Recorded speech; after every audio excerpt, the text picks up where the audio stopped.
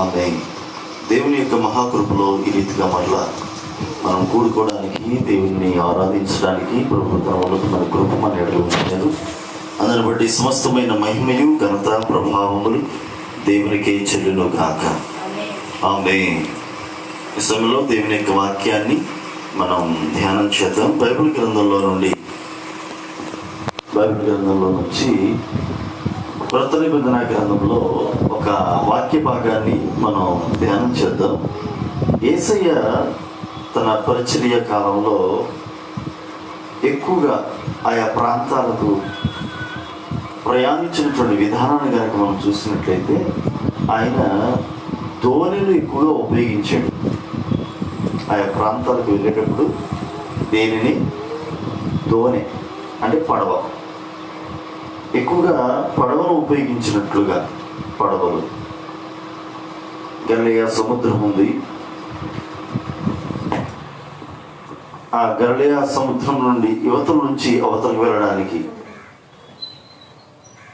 ఆయన దోణి ఎక్కి వెళ్ళినట్లుగా మనం చూస్తూ ఉన్నాం. తరచుగా ఆయన ఆ గలిలయ సముద్రానికి చుట్టుపక్కల ప్రాంతాలు ఆయన సంచరించినట్లుగా, ఆ సమయంలో ఆయన దోణిని ఉపయోగించి ఆయా ప్రయాణాలు చేసినట్లుగా మనం లేఖనాల్లో చూడగలుగుతాం. అయితే ఈరోజు మనం ధ్యానించబోతున్నటువంటి అంశం ఏంటంటే, యేసు ఉన్న దోణికు ఒక ప్రత్యేకత ఉంది. ఆ ప్రత్యేకతలు ఏంటో మనం చూద్దాం. యేసు ఉన్నటువంటి దోణికు ప్రత్యేకత ఉంది. యేసు ఉన్న దోణిలో టాపిక్ ఏంటి? యేసు ఉన్న దోణిలో. యేసు ఉన్నటువంటి దోణి ఎలా ఉన్నదో ఆ విషయాలు ఇత్యాది సంగతులను మనం ధ్యానం చేసి అనేకమైన ఆత్మీయ పాఠాలను మనం నేర్చుకుందాం, దీవించబడదాం. యేసు ఉన్న దోణిలో ఏమున్నదో ఒక్కసారి మనం చూద్దాం. మార్కు సువార్త 4వ అధ్యాయం మొదటి వచనాన్ని ఒకసారి చూడండి. మార్కు సువార్త 4వ అధ్యాయం మొదటి వచనం. ఆయన సముద్ర తీరమున ఎట్లా మరలా బోధింపనారంభింపగా బహుజనులు ఆయన యొద్దకు కూడి వచ్చి ఉన్నందున ఆయన సముద్రములో ఒక దోణి ఎక్కి కూర్చుండెను. జనులందరూ సముద్ర తీరమున నేల మీద నుండిరి. ఆయన ఉపమాన రీతిగా చాలా సంగతులు వారికి బోధించుచు తన బోధలో వారితో ఇట్లా నేను చాలు. చూడండి, మీరు గమనించినట్లయితే యేసయ్య సముద్ర తీరమున మరలా బోధింపనారంభించాడు. బహుజనులు ఆయన యొద్దకు కూడి వచ్చారు. ఆయన సముద్రంలో ఒక దోణి ఎక్కి కూర్చొని ఉన్నాడు. బహుజనులు ఆయన్ని వెంబడించుకుంటూ వచ్చారు అక్కడికి. ఆయన దోణి ఎక్కి కూర్చున్నాడు. జనులందరూ కూడా ఆ సముద్ర తీరమున నేల మీద కూర్చున్నారు. అప్పుడు ఆయన దోణిలో ఉండి ఉపమాన రీతులుగా చాలా సంగతులను వారికి బోధించుచు తన బోధలో వారితో మాట్లాడుతున్నటువంటి విషయాలు మనం గమనించగలుగుతున్నాం. అక్కడ ఆయన అనేకమైన ఉపమానాలు బోధించాడు. అందులో ముఖ్యంగా విత్తువాని ఉపమానం అనేది మనకు అక్కడ కనపడతా ఉంటుంది. సరే, ఏదేమైనప్పటికీ కూడా ఇక్కడ మనం గుర్తించాల్సినటువంటి అతి ప్రాముఖ్యమైనటువంటి విషయం ఏంటంటే, యేసు ఉన్న దోణిలో అక్కడ ఏముందంటే బోధ ఉన్నది. దేవునికి స్తోత్రం. యేసు ఉన్న దోణిలో ఏముంది? బోధ, ఉపదేశం ఉంది. యేసు ఉన్న దోణిలో ఉపదేశ క్రమం ఉంది. యేసు ఉన్న దోణి ఆయన వాక్యముతో నిండి ఉంది. ఆ దోణి ఎవరో కాదు, మనమే ఆయన దోణిలుగా ఉండాలి. మనము ప్రభువును ప్రయాణించేటటువంటి ఒక దోణిగా మనం ఉండాలి. ప్రభు కొరకు వినియోగపడుతున్నటువంటి ఒక ధోనిగా మన జీవితాలు ఉండాలి. ఆ ధోని ఎవరు కాదు, మనమే. గుర్తించాల్సిన విషయం ఇది. నీవే ఆయన ధోనిగా మారాలి. దేవునికి స్తోత్రం. బైబిల్ గ్రంథంలో నక్షత్రాలు చాలా ఉన్నాయి, ఆయన నక్షత్రం మాత్రం ఒకటే ఉంది కదా. యేసయ్య యొద్దకు జ్ఞానులను నడిపించింది అట్టి నక్షత్రం. ఆ నక్షత్రానికి పేరు ఏమైనా ఉన్నదంటే ఆయన నక్షత్రం. నక్షత్రాలకు చాలా పేర్లు ఉన్నాయి, చాలా పేర్లు ఉన్నాయేమో కానీ ఈ నక్షత్రానికి మాత్రం ఏ పేరు తెలుసా? ఏమని పిలువబడింది తెలుసా? బైబిల్ గ్రంథంలో ఏమని వాయబడింది తెలుసా? ఆయన నక్షత్రం. ఆయన నక్షత్రం అంట. అది ప్రభు యొక్క నక్షత్రం. ఎన్నో గాడిదలు ఉన్నాయి లోకంలో, కానీ ఆయనకు కావలసిన గాడిద మాత్రం ఒకటి, ఆయన గాడిద. ఇట్లా ఇత్యాది విషయాలు మనకు కనపడతా ఉంటాయి. అట్లానే ఇక్కడ ధోనులు ఎన్నో ఉండవచ్చు, కానీ ఆయన వినియోగించుకున్న ధోని మాత్రం ఒకటి ఉంది. ఇది ఆయన కొరకు వినియోగించబడిన ధోని. ఆ ధోనిలో ఏముందో తెలుసా? వాక్యం ఉన్నది. దేవునికి స్తోత్రం. వాక్యం ఉండాలి మనలో. నీవు ఆయన ధోనిగా మారిపోతే నీలో ఆయన వాక్యము స్థిరపడి ఉండాలి. నీలో ఆయన వాక్యము స్థిరమై ఉండాలి. వాక్యము స్థిరపరచబడి ఉండాలి నీలో. వాక్యం లేకపోతే ప్రయోజనం ఏముంది? మేము ప్రార్థనకి వెళ్తున్నామండి, మేము ప్రార్థనకి వెళ్ళేవాళ్ళమి, మేము క్రిస్టియన్సే అని రకరకాలుగా మనం చెప్పుకుంటూ మనలో వాక్యము లేకపోతే, వాక్యమును బట్టి మనం నడిపించబడకపోతే ప్రయోజనం ఏముంది? ప్రయోజనం ఏముందంటారా? ఉందా? ఏం లేదు. ఆ ధోనికి ఒక ప్రత్యేకత. అదేంటంటే యేసయ్య కొరకు వాడబడింది, అనేకులకు ఉపదేశాన్ని అందించింది ఆ ధోని. అదొక బలిపీఠం అయిపోయింది. ఆ ధోని ఏమైపోయింది? ఒక బలిపీఠం అయిపోయింది. అదొక స్టేజ్గా మారిపోయింది. అక్కడ నుండి దేవుని సువార్త అనేక మందికి అందించబడింది, అనేకులకు ఉపదేశం అందించబడుతూ వచ్చింది. దేవుని సువార్త ఆ ధోని నుండి వెళ్తూ ఉంది. ఈ ధోని అనేకులకు సువార్తను అందించుటకై ఉపయోగపడిన ధోని. నేటి దినాల్లో మనము కూడా ఆయన ధోనిలుగా మారుదుముగాక. Praise the Lord. నేటి దినాన నీవు ఆయన కోరుకున్న ధోనిగా మారుదుముగాక. యేసయ్య కోరుకున్నాడు ఆ ధోనిను. ఆయన కోరుకున్న ధోనిగా నువ్వు ఉండాలి. ఆయన కోరుకున్నాడంటే సామాన్యమైన విషయమా? దేవుడు నన్ను కోరుకున్నాడు ఆయన సువార్తను ప్రకటించడానికి, ఆయన వాక్యాన్ని ప్రచురపరచడానికి, ఆయన వాక్యాన్ని అనేక ప్రాంతాలకు విస్తరింపజేయడానికి కోరుకున్నాడు. నేను ఒక ధోనిను. దేవునికి మహిమ కలుగును గాక. నేనే కాదు, ఇక్కడ కూర్చున్నటువంటి ప్రతి ఒక్క వ్యక్తి ఒక ధోనిగా మారాలి. నీవు పనిచేసే చోట దేవుని యొక్క ధోనిగా నువ్వు ఉండాలి. నీ ద్వారా దేవుని సువార్త వ్యాప్తి చెందాలి. Praise the lord. నీలో నుండి ఆయన వాక్యం ప్రవాహంగా వెళ్ళాలి. నీ నుండి దేవుని సువార్త వినిపించబడాలి. ఇదిగో యేసయ్య కూర్చున్నటువంటి ఆ ధోనిలో నుండి బహుజన సమూహమునకు కావలసినటువంటి ఉపదేశం అందించబడుతూ వచ్చింది. బహుజనులకు ఉపదేశం అందించబడింది ఆ ధోని నుండి. ఆ ధోనిలో ఎవరున్నారు అంటే యేసయ్య ఉన్నాడు. నీలో కూడా యేసయ్య ఉంటే నీ నుండి అనేకులకు సువార్త అందించబడుతుంది. Praise the lord. నీలో ఎవరుండాలి? యేసయ్య ఉండాలి. నీవు ఒక ధోనిగా మారాలి. ఆ ధోనిలోని ధోనిలోనికి యేసయ్య రావాలి, అప్పుడు ప్రయోజనం.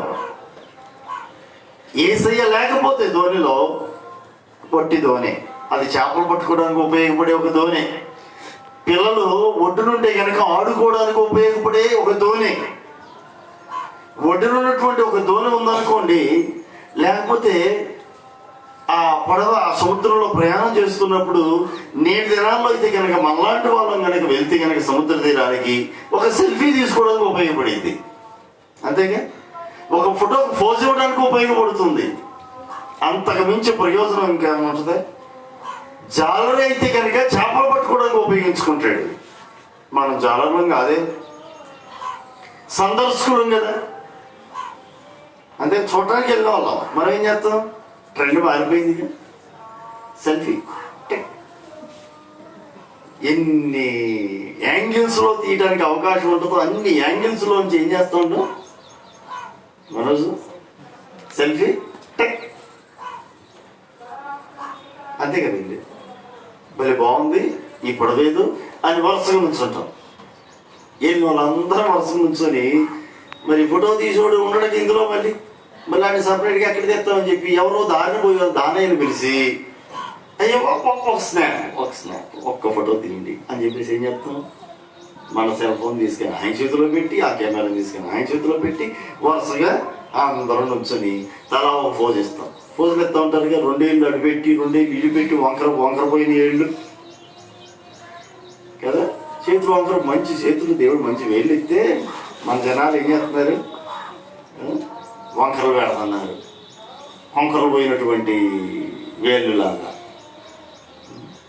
రకరకాల ఫోజులు ఇచ్చుకుంటూ ఫోటోలు దిగుతుంది. ఇది ఎందుకంటే దానికే ఉపయోగపడేది అది. ప్రియమైన దేవుని పిల్లరా, యేసయ్యే గనక ఆ ధోనిలో ఉంటే నాట్ ఓన్లీ సెల్ఫీకి మాత్రమే కాదు, అనేకులకు స్వార్థ అందించడానికి ఉపయోగపడుతుంది. దేవునికి స్తోత్రం. అనేకులకు రక్షణ మార్గాన్ని చూపే ఒక ధోనిగా మారుతుంది. పరలోక రాజ్యానికి మార్గమును చూపే ఒక ధోనిగా మారుతుంది. Praise the Lord. ఈ ధోనికి ఒక ప్రత్యేకత ఉంది. చాలా ధోనులు ఉన్నాయి అక్కడ, కానీ ఈ ధోనికి ఒక ప్రత్యేకత ఉంది. ఏమిటి ప్రత్యేకత అంటే ఆ ధోనిలో యేసయ్య ఉన్నాడు, అదే ప్రత్యేకత.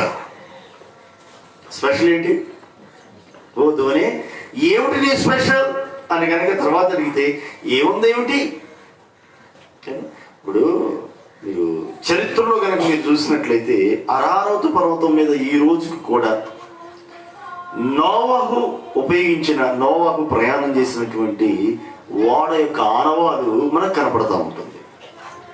ఆనవాళ్ళు ఈ రోజు కూడా ఉన్నాయి. అనేక మంది అక్కడికి వెళ్ళి దాన్ని దర్శించుకొని వస్తూ ఉంటారు. యెరూషలేం పట్టణానికి అనేక మంది వెళ్ళి యెరూషలేంలో యేసయ్య సంచరించినటువంటి ఆ ప్రాంతాలు దర్శించుకొని వస్తూ ఉన్నారు. యేసయ్య ప్రార్థన చేసినటువంటి గెత్సెమనే తోట ఉంది చూసారా, అక్కడికి వెళ్ళి వాళ్ళు కూడా ప్రార్థన చేసుకుంటూ వస్తూ ఉన్నారు. యేసయ్య ఎక్కడ ఉండి ప్రార్థన చేశాడో దాన్ని స్పెషల్గా ఐడెంటిఫై చేసి దాన్ని ఏం చేస్తున్నారు, అక్కడ ఒక ఆలయంలా కట్టి, ఇగో యేసయ్య ప్రార్థన చేసిన స్థలం, యేసయ్య మోకరించిన స్థలం, యేసయ్య భోజనం చేసిన స్థలం, యేసయ్య ఆ మేడగది మీద ఏం చేశాడు, ప్రార్థన చేశాడు. వాళ్ళందరికీ రొట్టె ద్రాక్షరసం ఇచ్చాడు, బలారాధన జరిగింది కదా. ఎట్లా రకరకాల యేసయ్య బాప్తిసం తీసుకున్న స్థలము అని చెప్పేసి చేస్తా ఉన్నారు. అక్కడికి వెళ్ళిపోయి ఒక ఫోటో దిగటం, యేసయ్య బాప్తిసం తీసుకున్నటువంటి స్థలం యోర్దాను నదిలో ఆ స్పాట్ని ఫోటో దిగి మనం కూడా ఏమంటున్నాం తెలుసా, ఇది యేసయ్య బాప్తిసం దిగిన చోటికి మేము కూడా వెళ్ళాం, మేము కూడా ఒక మురుగు వస్తాం. అది మళ్ళీ మురుగుతున్నారు. బాప్తిసం ఒక్క మారే, పాప క్షమాపణ నిమిత్తమైన బాప్తిస్మం ఒక్క మారే. పెళ్ళికి ఒక బాప్తిస్మం, పుట్టినప్పుడు ఒక బాప్తిస్మం, రకరకాల బాప్తిస్మాలు ఉండకూడదు. ఒకే బాప్తిస్మం. అది ఎప్పుడు అంటే పాప క్షమాపణ నిమిత్తమైన బాప్తిస్మై ఉండాలి. నీ హృదయంలో ఒక పశ్చాత్తాపం కలిగినప్పుడు, నేను పాపిని, నా యేసయ్య నా పాపాల కొరకై ఆయన మరణించి తిరిగి లేచాడు, నాకు యేసయ్య కావాలి, ఆయన మరణం నా కొరకే, ఆయన పునరుద్ధానం నా కొరకే అన్న ఆలోచన నీలో కలిగి నేను కూడా క్రీస్తు కొరకు జీవిస్తాను ఒక తీర్మానంలోకి వచ్చిన తరువాత నీవు బాప్తిసం తీసుకోవాలి. ఇక అంతే తప్ప పెళ్లి కోసం ఇంకోసారి కొంతమంది పెళ్లి బాప్తిస్మాలు ఇస్తూ ఉంటారు. పెళ్లి కోసం పొరపాటును కూడా అట్లా తీసుకోకూడదు. అసలు అది బాప్తిస్మే కాదు, అసలు అది బాప్తిస్మే కాదు. కొంతమంది పుట్టిన తర్వాత 8వ రోజున 21వ రోజున మందిరాలకు తీసుకెళ్ళి బాప్తిస్మం ఇస్తుంటారు. చిలకరింపు బాప్తిస్మం కొన్ని చోట్ల. అది బాప్తిస్మం కాదు. బాప్తిస్మంగా ముంచబడుట, బ్యాప్టోస్ అనే గ్రీక్ వర్డ్ నుంచి వచ్చింది. ముంచబడాలి, నీటిలో ముంచబడాలి. చిలకరించడం అనేది ఎక్కడ ఉంది? బైబిల్లో ఎక్కడా కూడా కనపడదు మనకు. బాప్తిస్మం పాప క్షమాపణ నిమిత్తమైన బాప్తిస్మం, అది బాప్తిస్మం. పెళ్లి కొరకు బాప్తిస్మం కాదు. ఎందుకది? సొంతదాన్ని యేసయ్య వ్యతిరేక దానికి ఇవన్నీ వేస్ట్ పనులు అన్నమాట. సరే, ఏదేమైనప్పటికీ కూడా యేసయ్య జన్మస్థలం దానికి ఒక ప్రత్యేకత ఏంటంటే యేసయ్య పుట్టాడు. ఏమిటమ్మా మిగిలిన స్థలానికి నీకున్న ప్రత్యేకత? నా ప్రత్యేకత ఏంటంటే ఈ స్థలం ముందు రక్షకుడు పుట్టాడు. అందుకోసం దాన్ని ఏం చేశారు? నేటివిటీ చర్చ్, పెద్ద చర్చ్ కట్టేశారు. ఏమిటి అన్ని స్థలాలకు ఈ స్థలాలకు ప్రత్యేకత? అన్ని మేకులకు ఒక 3 మేకులకు ప్రత్యేకత ఉంది. ఏంటి ఆ 3 మేకుల ప్రత్యేకత? అన్ని మేకులు వంటివి కావా? ఇనుముతో తయారు చేసింది కాదా? లేకపోతే ఇంకోటి కాదా? సిలువలు ఎన్నో ఉండగా యేసయ్య ఎక్కినటువంటి సిలువకు ప్రత్యేకత. ఎన్నో గాడిదలు ఉండగా యేసయ్య కూర్చున్న గాడిదకు ప్రత్యేకత కదా. కారణం ఏంటంటే యేసయ్య ఎక్కాడు, యేసయ్య ఉపయోగించుకున్నాడు, అది ప్రత్యేకత. యేసయ్య ఉన్నాడు ఈ ధోనిలో, అది ఆ ధోని యొక్క ప్రత్యేకత. నీ ధోనిలో యేసయ్య ఉన్నాడా?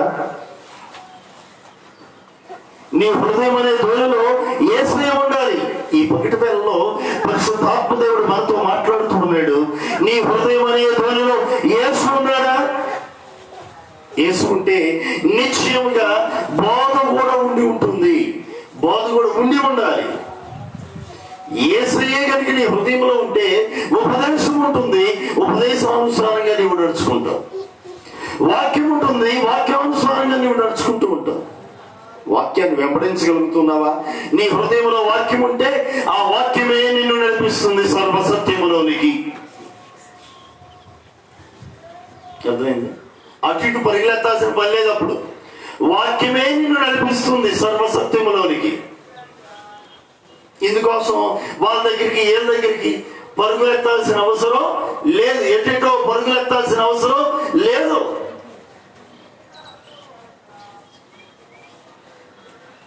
అనంటారు కదా, వాక్యమే మనల్ని నడిపిస్తుంది సర్వసత్యములోనికి. ఆయన వాక్యం సత్యమై ఉంది. యేసయ్యే ఆయనే సత్యమై ఉన్నాడు. ఆయనే నిన్ను నడిపించువాడై ఉన్నాడు. దేవునికి స్తోత్రం. యేసయ్యే నిన్ను నడిపిస్తాడు.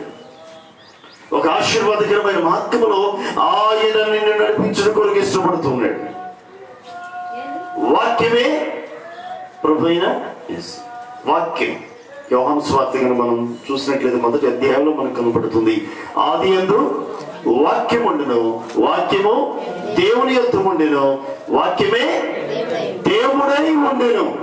ఆ వాక్యం కృపాసత్య సంపూర్ణుడిగా మన మధ్యలోనికి వచ్చెను. ఇట్లా ఇత్యాది వాక్య భాగాలు మనకు కనపడుతున్నాయి. ఈ వాక్య భాగాల్లో మనం గమనించాల్సింది, గుర్తించాల్సినటువంటి విషయం ఏంటంటే వాక్యమే క్రీస్తు. నీ హృదయం అనే ధోనిలో వాక్యం ఉంటే, అంటే క్రీస్తు ఉంటే, ఆయన నిన్ను నడిపించేవాడై ఉన్నాడు. ఆయన నడిపించే మార్గంలో నీవు నడవాలి. ఆ ఉపదేశానుసారంగా నీవు నడవాలి. ఇంతకీ నీ హృదయం అనే ధోనిలో యేసయ్యకు చోటుందా? నీ హృదయం అనే ధోనిలో యేసయ్య ఉన్నాడా? యేసయ్యే గనక నీ హృదయం అనే ధోనిలో ఉంటే నిశ్చయంగా నీ ధోని ఆశీర్వదించబడిన ధోని. దేవునికి స్తోత్రం. నీ హృదయం అనే ధోనిలో యేసయ్య ఉంటే, నీలో యేసయ్య ఉంటే, నీలో వాక్యం ఉంటే నీవు దీవించబడిన వ్యక్తివి, నీవు ఆశీర్వదించబడిన వ్యక్తివి. ఇక్కడ గుర్తించాల్సినటువంటి ముఖ్యమైన విషయం, యేసయ్య ఉన్న ధోని వాక్యముతో నిండి ఉన్నది. యేసయ్య ఉండాలి. నీ ధోనిలో యేసయ్యే కనుక ఉంటే, యేసు ఉన్న ధోనిలో ఏ దీవులు ఉన్నాయో ఒక్కసారి మనం చూద్దాం. ఒకసారి మార్కు సువార్త, అదే మార్కు సువార్త 4వ అధ్యాయం 38, 39 వచనాలు ఒక్కసారి మనం చూద్దాం. ఆయన ధోని అమరమున తలగడ మీద తలవాల్చుకుని నిద్రించుచుండెను. వారు ఆయనను లేపి, బోధకుడా, మేము నశించిపోవచ్చున్నాము, నీకు చింత లేదా అని ఆయనతో అనిరి. అందుకు ఆయన లేచి గాలిని గద్దించి నిశ్శబ్దమై ఊరకుండమని సముద్రముతో చెప్పగా గాలి అణిగి మిక్కిలి నిమ్మలమాయెను. చెప్పులు కొడుతూ ప్రభువుని మహిమపరుద్దాం. Praise the lord. ఇక్కడ చూస్తున్నాం ఈ మార్కు సువార్తలో ఈ 38, 39 వచనాల్లో,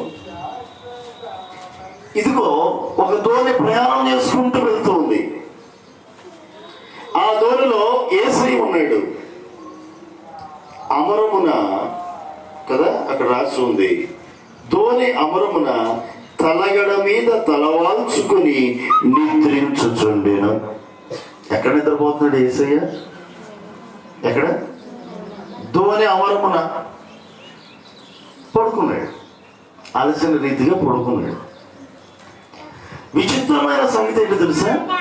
యేసు ఉన్న ధోని మీదకి గాలి తుఫాను చెలరేగింది, అలలు ఎగసి పడుతూ ఉన్నాయి. ఏ ధోని మీదకి? చెప్పాలి. యేసు ఉన్న ధోని మీదకు ఏమొచ్చింది? గాలి, తుఫాను, అలలు. గాలి, తుఫాను, అలలు. సముద్రంలో చక్కగా సజావుగా సాగిపోతుంది ప్రయాణం. సజావుగా సాగిపోతుంది. పాటలు పాడుకుంటూ వెళ్తున్నారు.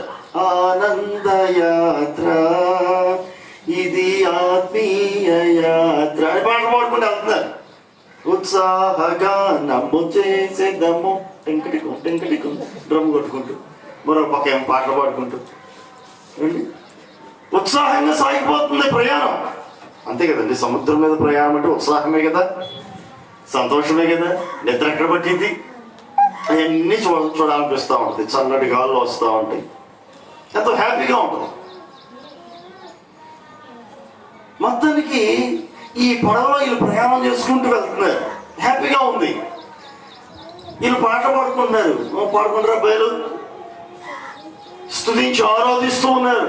ఆరాధించుకుంటే అబ్బాయిలు అని యేసు ఏం చేశాడంటే అలసని రీతిగా అలా తలవాల్చి అలా పడుకున్నాడట. వీళ్ళే పాటలు పాడుతున్నారు. ఆ గలిలయ సముద్రం యొక్క మధ్య భాగంలోకి వెళ్ళేసరికల్లా ఒక్కసారి వాతావరణం మారిపోయింది.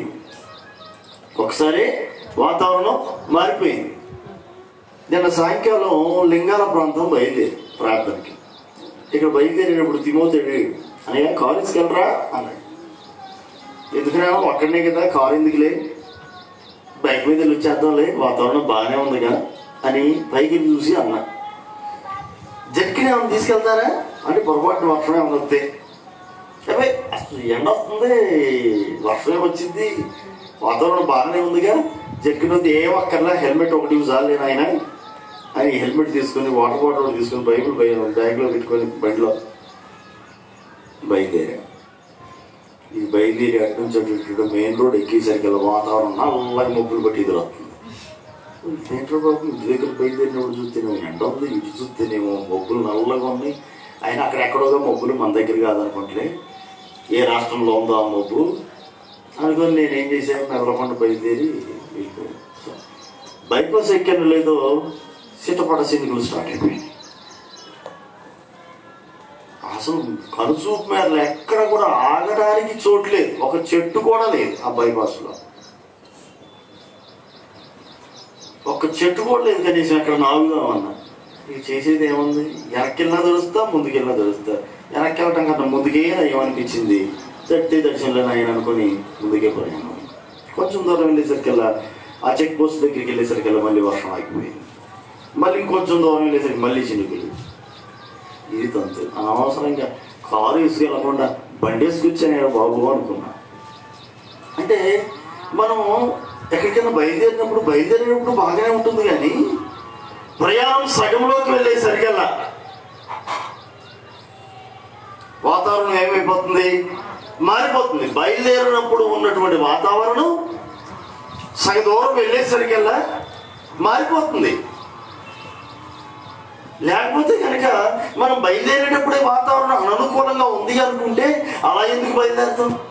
తగు జాగ్రత్తలతో బయలుదేరుతాం కదా. అందులో సముద్ర ప్రయాణం అసలు పొరపాటును కూడా పెట్టుకోము. ఎందుకంటే సముద్ర ప్రయాణం అంటే వాతావరణం అనుకూలంగా ఉండాలి, గాలి తుఫాన్లు ఉండకూడదు. సముద్రం అంతా నిమ్మలంగా ఉన్నప్పుడే ప్రయాణం సాగించాలి. లేకపోతే కనుక సముద్ర ప్రయాణం చాలా ప్రమాదభరితం అయిపోతుంది. ప్రాణాలతో తిరిగి వస్తామో లేదు కూడా గ్యారెంటీ ఉండదు, అది పరిస్థితి. కానీ వీళ్ళు బయలుదేరినప్పటికి వాతావరణం బాగానే ఉందనుకుంటా. మరి ఈ లెక్క ప్రకారం సగదూరం వెళ్ళేసరికల్లా ఒకసారి వాతావరణం మారిపోయింది. విపరీతంగా గాలి వచ్చేస్తుంది. ఈ పడవ ఎటు వెళ్తుందో అర్థం కాని పరిస్థితి అయిపోయింది. గాలి తుఫాను రేగింది, అలలు ఎగసి పడుతూ ఉన్నాయి. ఈ అలల తాకిడికి ఈ పడవ ఎక్కడైనా మునిగిపోతుందేమో అన్న పరిస్థితి వచ్చేసింది. ఇక శిష్యుల్లో భయం ప్రారంభమైంది. శిష్యులకి భయం, గుండెల్లో దడ.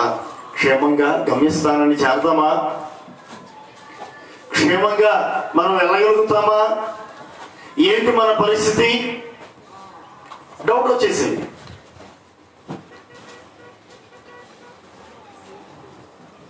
అంతే కదా, సముద్రం మధ్యలో ఉన్నారు, వెనక్కి వెళ్ళడానికి వీల్లేదు, ముందుకు వెళ్ళడానికి వీల్లేదు. ఎటు వెళ్ళినా సరే గాలి విపరీతంగా వీస్తూ ఉంది, తుఫాను విపరీతంగా వస్తుంది, అలలు ఎగసిపడుతూ ఉన్నాయి. ధోని మునిగిపోతుందా అన్నటువంటి పరిస్థితి అక్కడ వచ్చేసింది. ధోని మునిగిపోతుందా అన్న పరిస్థితి అక్కడ వచ్చింది.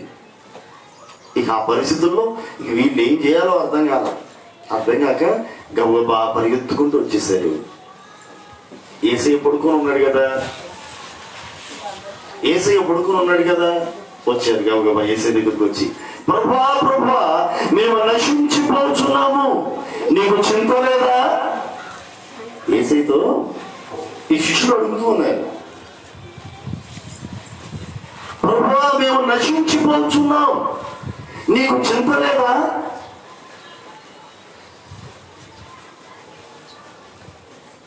గమనించండి, ధోనిలో ఎవరున్నారు? యేసయ్య ఉన్నాడు. మన టాపిక్ ఒకటే, యేసు ఉన్న ధోనిలో. ఫస్ట్ పాయింట్, యేసు ఉన్న ధోనిలో ఏముంది? వాక్యం ఉంది కదా. ఇప్పుడు సెకండ్ పాయింట్ లో ఉన్నాం. ఈ ధోనిలో ఎవరున్నారు? ఈ ధోనిలో కూడా యేసయ్య ఉన్నాడు. యేసయ్య ఉన్న ధోని మీదకు అలలు ఎగసిపడుతున్నాయి, తుఫాను రేగింది, ఇక మునిగిపోతుందన్న పరిస్థితి దాపురించింది. అంటే యేసయ్య ఉన్న ధోని మీదకు కూడా వచ్చేస్తాయా? గాలి తుఫాను వచ్చేసిద్దా? అంటే గాలి తుఫాను శ్రమలకు సాదృశ్యం, కష్టాలకు సాదృశ్యం, అంతే కదా. గాలి తుఫాను, అవమానము, నింద, హింస, శ్రమలు, అనారోగ్య పరిస్థితులు, కష్టాలు. యేసు ఉన్న ధోనిలో కూడా ఇవన్నీ ఉంటాయా?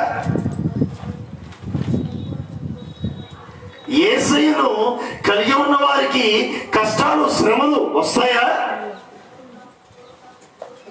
వాళ్ళు దేవుణ్ణి నమ్ముకున్నారు కదండి, వాళ్ళకి ఎందుకు వచ్చినాయి? చాలా మంది ప్రశ్నిస్తూ ఉంటారు, యేసయ్య నమ్ముకున్నవాడికి శ్రమలు రావా? యోబు గ్రంథాన్ని కనుక మీరు చదివినట్లయితే మొదటి ఒక ప్రశ్న తలెత్తుతుంది. ఏంటిదో తెలుసా? నీతిమంతులకు శ్రమలు.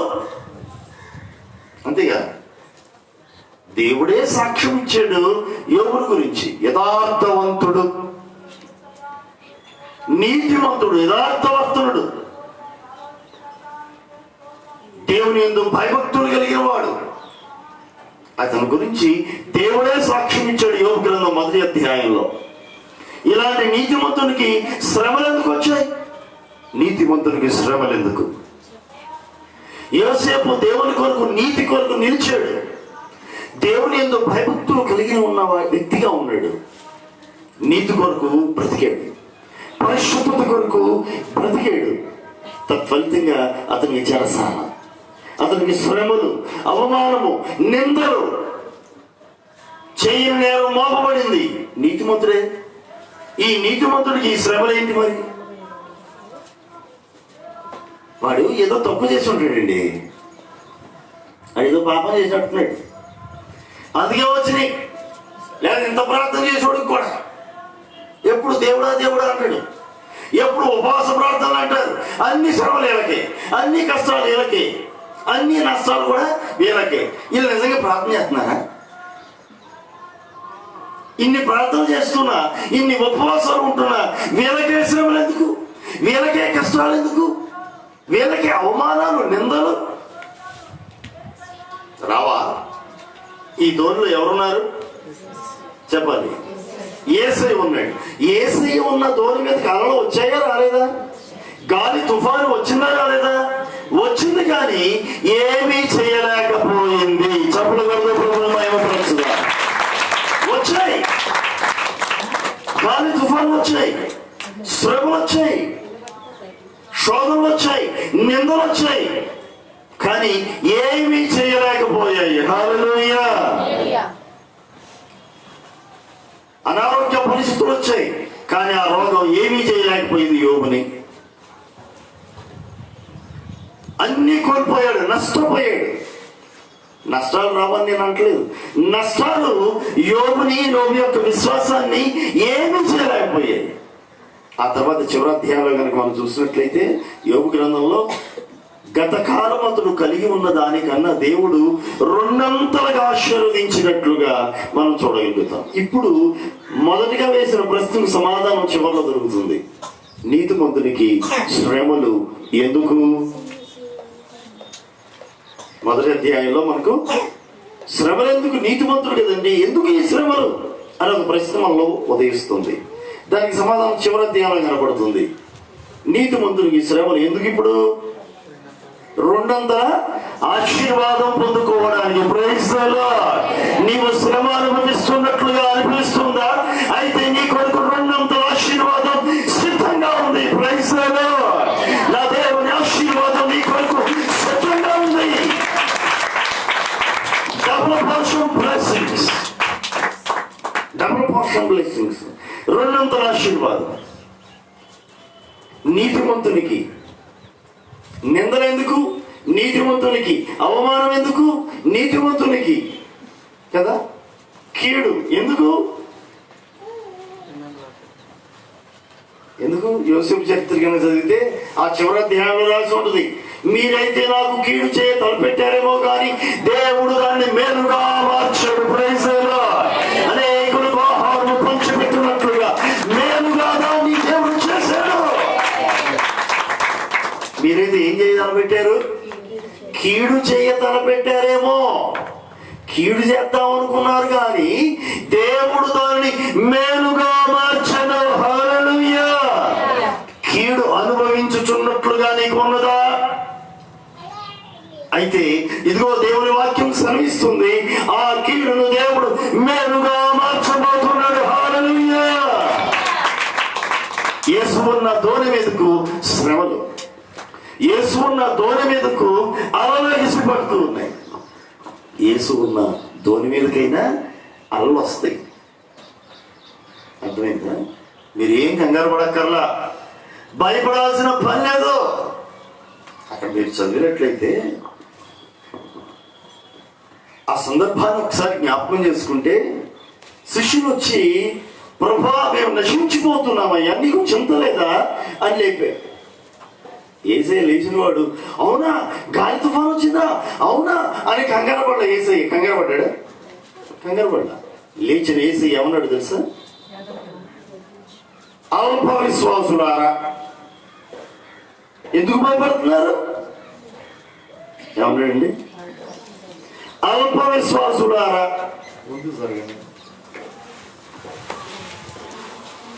అల్ప విశ్వాసులారా ఎందుకు భయపడుతున్నారు?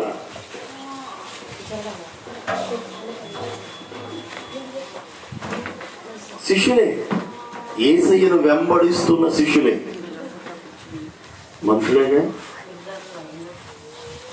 పరిస్థితులకి భయపడుతున్నారు.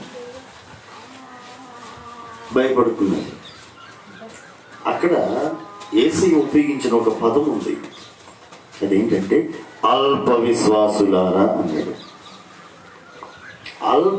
అల్పము అనగా కొంచెం. ఏ విశ్వాసులు అంటే వీళ్ళు కొంచెమే విశ్వాసం ఉంది, తగినంత విశ్వాసం లేదు.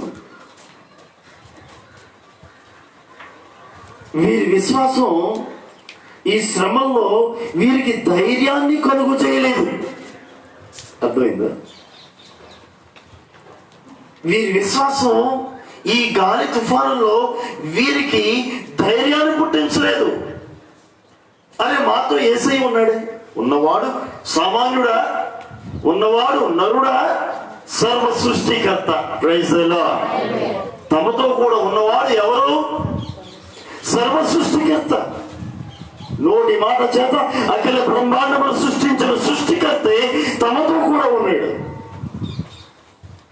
యేసయ్య ఎట్లున్నాడో వీరిలో భయం కూడా అట్టే ఉంది.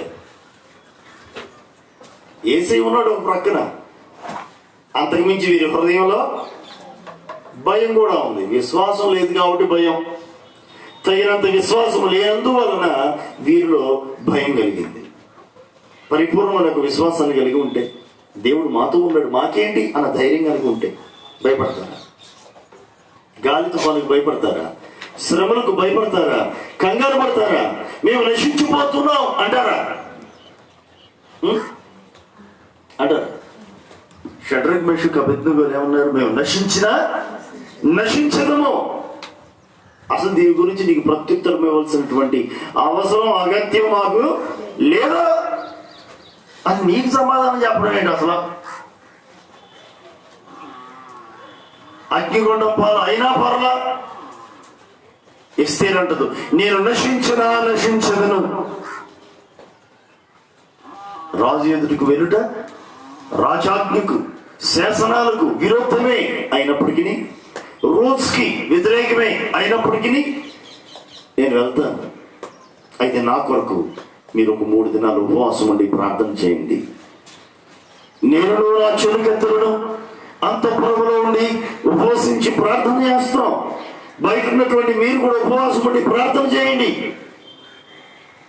3 రోజుల తర్వాత రాజు ఎదుటికి వెళ్తా.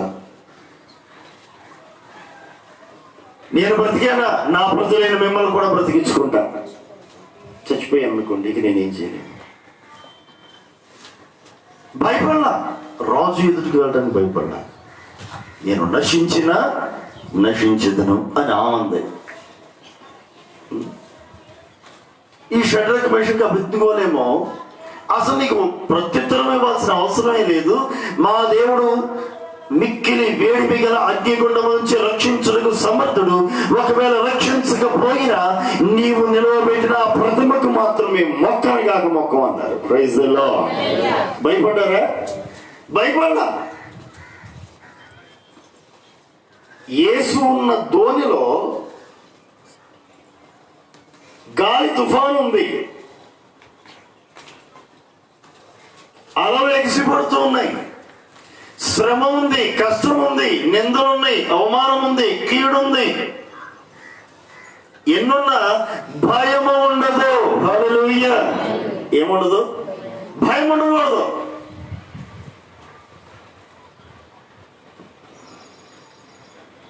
ఈ శిష్యులు తగినంత విశ్వాసం లేనందువల్ల భయపడుతున్నారు. యేసయ్య ఉన్నాడు అని యేసయ్యను చూస్తూనైనా ధైర్యం తెచ్చుకోవచ్చు. యేసయ్య మాతో ఉన్నాడు అన్న ధైర్యం కూడా లేదు. పరిస్థితులను చూసి భయపడుతున్నారు, ఎదుగుతున్న స్థితిగతులను చూసి భయపడుతున్నారే తప్ప తమతో కూడా ఉన్నవాడు సర్వశక్తిమంతుడు అన్న సంగతిని వాళ్ళు మర్చిపోయారు. తమతో కూడా ఉన్నవాడు ఎవరు? సర్వశక్తిమంతుడు అన్న సంగతి మర్చిపోయారు. మాతో ఉన్నవాడు వాగ్దాన పూర్ణుడు, వాగ్దానాలన్నీ నెరవేర్చువాడు అన్న సంగతిని మర్చిపోయి ఎదుట ఉన్న పరిస్థితులకు భయపడిపోతున్నారు, కంగారు పడిపోతున్నారు. మా యేసయ్య మాతో ఉన్నాడు, పరిస్థితులన్నీ మార్చగలడు, ఆయన ఏమైనా చేయగలడు అన్న ధైర్యం వీరిలో లేదు.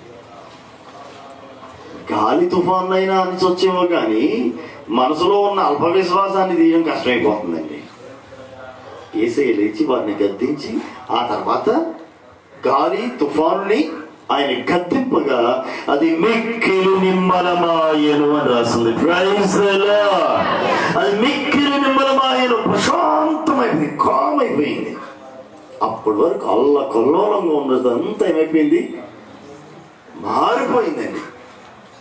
యేసునామములో చెలరేగినటువంటి అలలన్నీ మిక్కిలి నిమ్మలమగునుగాక. నీ హృదయంలో చెలరేగినటువంటి అలలన్నీ కూడా నిమ్మలముగా మారునుగాక. దేవునికి స్తోత్రం. పరిస్థితులన్నీ నిమ్మలమైపోవునుగాక, పరిస్థితులన్నీ ప్రశాంతమైపోవునుగాక. యేసు వైపు చూడు, యేసును ఆశ్రయించు. భయపడితే భయపడ్డారేమో కానీ వెళ్ళాల్సిన చోట కరెక్ట్గా లేదు. అది గొప్ప సంగతి. కంగారు పడిపోయి అమ్మో ఇంకేముందిరా అబ్బాయి, పేతురు, యోహాను, ఈ ఇందులోనేంటిగా మనం మునిగిపోతాం కాబట్టి ఈత కొట్టడం వచ్చారా నీకు అన్నా? వచ్చన్నా, దూకరా, దూక, నేను దూకుతున్నా అని దూకరా. ఇంకా మనమైతే ఆ పని చేద్దాం కదా.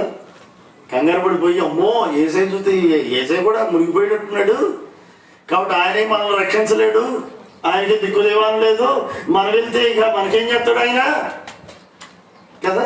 చాలా మంది ఇలా అనుకుంటూ ఉంటారు, యేసయ్యకి ఏం లేదు, యేసయ్యకి ఏం లేదు,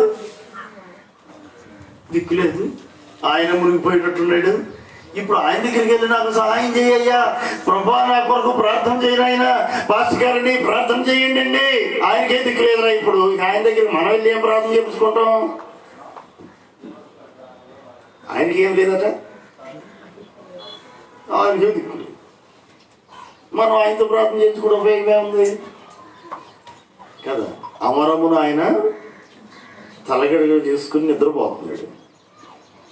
ఇప్పుడు గాలి తుఫాను వస్తుంది, అలలు ఎగిసి పడుతున్నాయి, మునిగిపోతే ఫస్ట్ మునిగిపోయేది ఎవరు? యేసయ్య. వీళ్ళు నుంచొని ఉన్నారు, ఆయన పడుకొని ఉన్నాడు. పడుకున్న వాళ్ళ మునిగేది, నుంచున్న వాళ్ళ? పడుకున్నాడేగా మునగాల్సింది. ఆ ప్రభావం పడితే ముందు ఎవరి మీద పడాలి? యేసయ్య మీదేగా. ఆయనేం ప్రశాంతంగా ఉన్నాడు, నుంచున్నాడేం కంగారు పడుతున్నాడు. సరే కంగారు పడితే కంగారు పడ్డారు కానీ నేలలో దోక్కుండా ముందు యేసయ్య దగ్గరికి వెళ్ళి ఆయన లేపారు, యేసయ్యను ఆశ్రయించారు. అది గొప్ప సంగతి. అక్కడి వరకు ప్రియమైన దేవుని పిల్లగా, ఒకవేళ నీ దోణి మీదకు అలలు ఎగిసి పడుతున్నాయా, యేసును ఆశ్రయించు, ఆయన పరిస్థితులన్నిటినీ నిమ్మలపరచబోతున్నాడు. Praise the Lord. నీ పరిస్థితులన్నీ యేసు నామములో నిమ్మలమగునుగాక. నీ హృదయంలో చెలరేగుతున్న ఆందోళన నిమ్మలమగునుగాక, అణిచివేయబడునుగాక. కొన్ని పరిస్థితులు మన హృదయాన్ని కకావికలం చేసేస్తుంటాయి. కరెక్ట్ డెసిషన్ తీసుకోలేము కదా. కొన్ని పరిస్థితులు ఏం చేస్తాయి, కరెక్ట్గా ఒక నిర్ణయాన్ని తీసుకోవడానికి అనుకూలంగా ఉండదు. కంగారు పడిపోతూ ఉంటాం. ఏ నిర్ణయం తీసుకుంటే ఏమైపోతాం కదా. హృదయం అంతా పైకి మాత్రం మనిషి చక్కగా నవ్వుతూ ధైర్యంగా కనపడుతూ ఉంటారు, కానీ లోపల మాత్రం ఎంత ఆందోళన ఉంటుందో, మనసు ఎంత కంగారుగా ఉంటుందో, హృదయం అంతా తొందరతో ఏంటి పరిస్థితి, ఏం చేయాలి, ఏంటి. మనిషి ఇక్కడే ఉంటాడు, మనసు మాత్రం ఎక్కడో ఉంటుంది. ఆలోచనలు ఎటుటో తిరుగుతూ ఉంటాయి. సుడిగుండం నీళ్ళు తిరుగుతుంటే చూసారా, సుడిగుండం. ఆ మనసులో ఆలోచనలు కూడా అలా తిరుగుతూ ఉంటాయి. ఏంటి నా సంగతి, ఏంటి ఇక్కడ నుంచి అడుగు బయట పెడితే ఏంటి, వాతావరణంతో మబ్బులతో ఉంది, ఏమిటి క్షేమంగా ఇంటికి వెళ్ళగలనా, ఆటోలో వెళ్ళినప్పటికీ కూడా ఆటో తడిసిపోతుంది కదా, ఆటో జల్లు కొట్టదా, వెనక్కి కూర్చున్నప్పటికీ కూడా ముందు నుంచి వెనక్కి కొట్టదా, డ్రైవరా ఎట్టగొట్ట ఆయనకి మాత్రం జల్లు కొట్టదా, ఇక మిగిలిన వాళ్ళకి కొట్టకుండా ఉంటుందా. అమ్మో ఆ పాస్ గారు తొందరగా వదిలిపెడితే బాగుండు. ఎవరు ఆలోచన అందులో మనం ఏం చేస్తాం కదండి. మనిషి మాత్రం ప్రశాంతంగా కూర్చున్నట్టు కనబడుతూ ఉంటాడేమో కానీ హృదయం ఆలోచనలు మాత్రం సుడిగుండాలాగా తిరుగుతుంటాయి. అలలు ఎగిసి పడుతూ ఉన్నాయి. సముద్రం అల్లకల్లోలంగా ఉంది. ధోని అటు ఇటు ఊగిసలాడిపోతా ఉంది. ఇటు మురుగుదామా అటు మురుగుదామా, మొత్తానికి ఎటో పాటు మునగడానికి అన్నట్లుగా ధోని అటు ఇటు ఊగులాడుతూ ఉంది. సముద్రం మధ్యలో ఎటో ఒకటి మునగడానికి సిద్ధంగా ఉన్నట్లుగా ఉంది ధోని. కంగారు పడక అయినప్పటికీ కూడా నీ ధోనిలో యేసయ్యే కనుక ఉన్నాడా, నీ ధోని భద్రంగా ఉన్నదన్న సంగతి నువ్వు మర్చిపోవద్దు. Praise the Lord. నీ ధోనిలో యేసయ్యే కనుక ఉంటే నీ ధోనికి క్షేమం. యేసు ఉన్న ధోని క్షేమ స్థితిలో ఉంటుంది. హల్లెలూయా. యేసయ్యనే ఇచ్చాడు. గాలిని సముద్రమును గద్దించగా నిమ్మలమాయెను. Praise the Lord. ఏమైందట, మొత్తం నిమ్మలమైపోయింది. అంతే.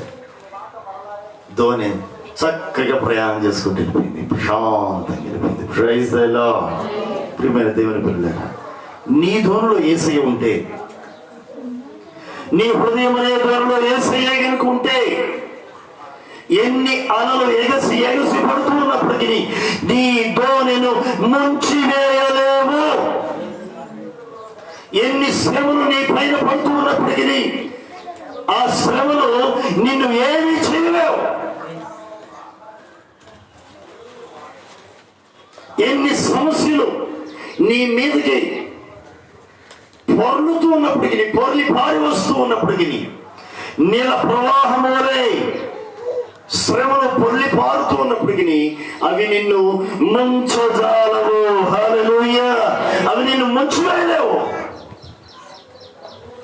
ఇశ్రాయేలీయులు ఎర్ర సముద్రం దగ్గర ఉండి, అమ్మో ఎర్ర సముద్రం పొంగుతుంది, దీని మధ్యలోంచి నడిచి వెళ్ళాలా, ఎలా వెళ్ళాలి, మునిగిపోతాం కదా అని కంగారు పడ్డారు.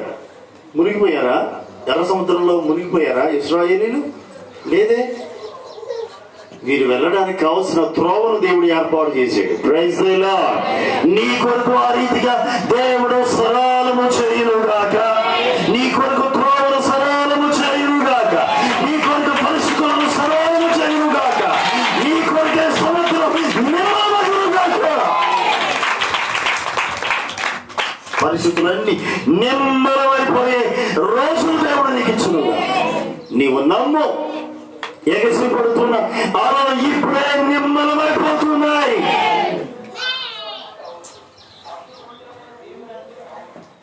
నీ మీద ఎగసిపడే ప్రతి అలా దేవుడు అణిచి వేస్తూ ఉన్నాడు. యేసయ్య మరొక చోట ఉంటుంది, అలల మీద నడుచుకుంటూ వచ్చాడట. Praise the lord.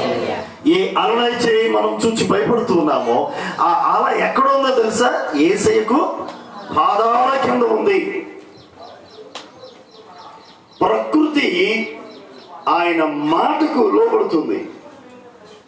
విచిత్రమైన సంగతి, ప్రకృతి లోబడుతుందేమో కానీ మనిషి లోబడట్లేదండి. దేవుని మాటకు ప్రకృతి లోబడుతుంది కానీ మనిషి లోబడట్లా. భయపడుకో భయపడుకో భయపడుకో నెత్తినోరు బాదుకుంటూ రోజుకి ఇన్నిసార్లు దేవుడు చెప్తున్నాడు. సంవత్సరానికి సరిపోనట్లుగా దేవుడు చెప్పాడు. సంవత్సరానికి ఎన్ని రోజులు? యావరేజ్గా 365 రోజులు ఉంటే బైబిల్లో భయపడకుడి అని 365 సార్లు రాస్తుంది. రోజుకు ఒకసారి యావరేజ్గా లెక్కేస్తే రోజుకు ఒకసారి అన్నా ఆయన చెబుతున్నాడు, భయపడకుము, భయపడకు, భయపడకు, భయపడకు. ఏ రోజుకి ఆ రోజు ఆయన భయపడొద్దు భయపడొద్దు అని చెప్తుంటే ఏ రోజుకి ఆ రోజు మనం కూడా భయపడతా ఉన్నాం. ఏం లేదు, పైనుంచి ఒక బల్లి పడినాయండి, అంత అల్లకల్లో సుడిగుండం ఎక్కడో ఉండదు. ఏడే ప్రారంభమైంది ఆ సుడిగుండం, భయము అనే సుడిగుండం కదా. మనిషికి ఎంత భయం, తన నీడను చూస్తే తనకు భయం, తన నీడను చూస్తే భయం. పిల్లి ఎదురొచ్చిందంటే భయం, పక్కనోడికి పాపం జలుబు చేసి ఒక తుమ్ము తుమ్మేటంటే భయం. ఈ రోజులో తుమ్మితే మరీ భయం. ఏంటంటే కరోనా, జాగ్రత్త. ప్రతిదానికి భయమే, తుమ్మికి భయమే. ఈ రోజులో మరీ భయం, జలుబు చేసి భయమే. ఎందుకు? క్వారంటైన్.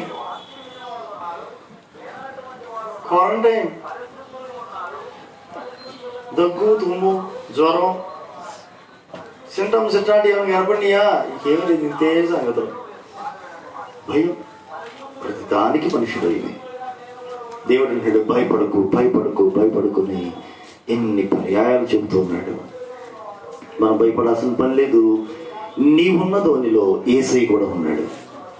నీ హృదయం అనే ధోనిలో యేసయ్య కనుక ఉంటే నువ్వు దేనికి భయపడాల్సిన అవసరం లేదు. అలలు ఎగిసిపడినప్పటికీ అలలను అణిచివేయగలిగిన సర్వశక్తిమంతుడు నీతో ఉన్నాడు. నువ్వు భయపడాల్సిన అవసరం లేదు, కంగారు పడాల్సిన అవసరం లేదు, టెన్షన్ పడాల్సిన అవసరం అంతకన్నా లేదు.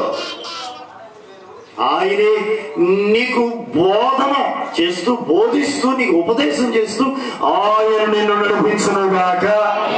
ఆయన నిన్ను నడిపిస్తాడు, నీ చేయి పట్టి నిన్ను నడిపిస్తాడు.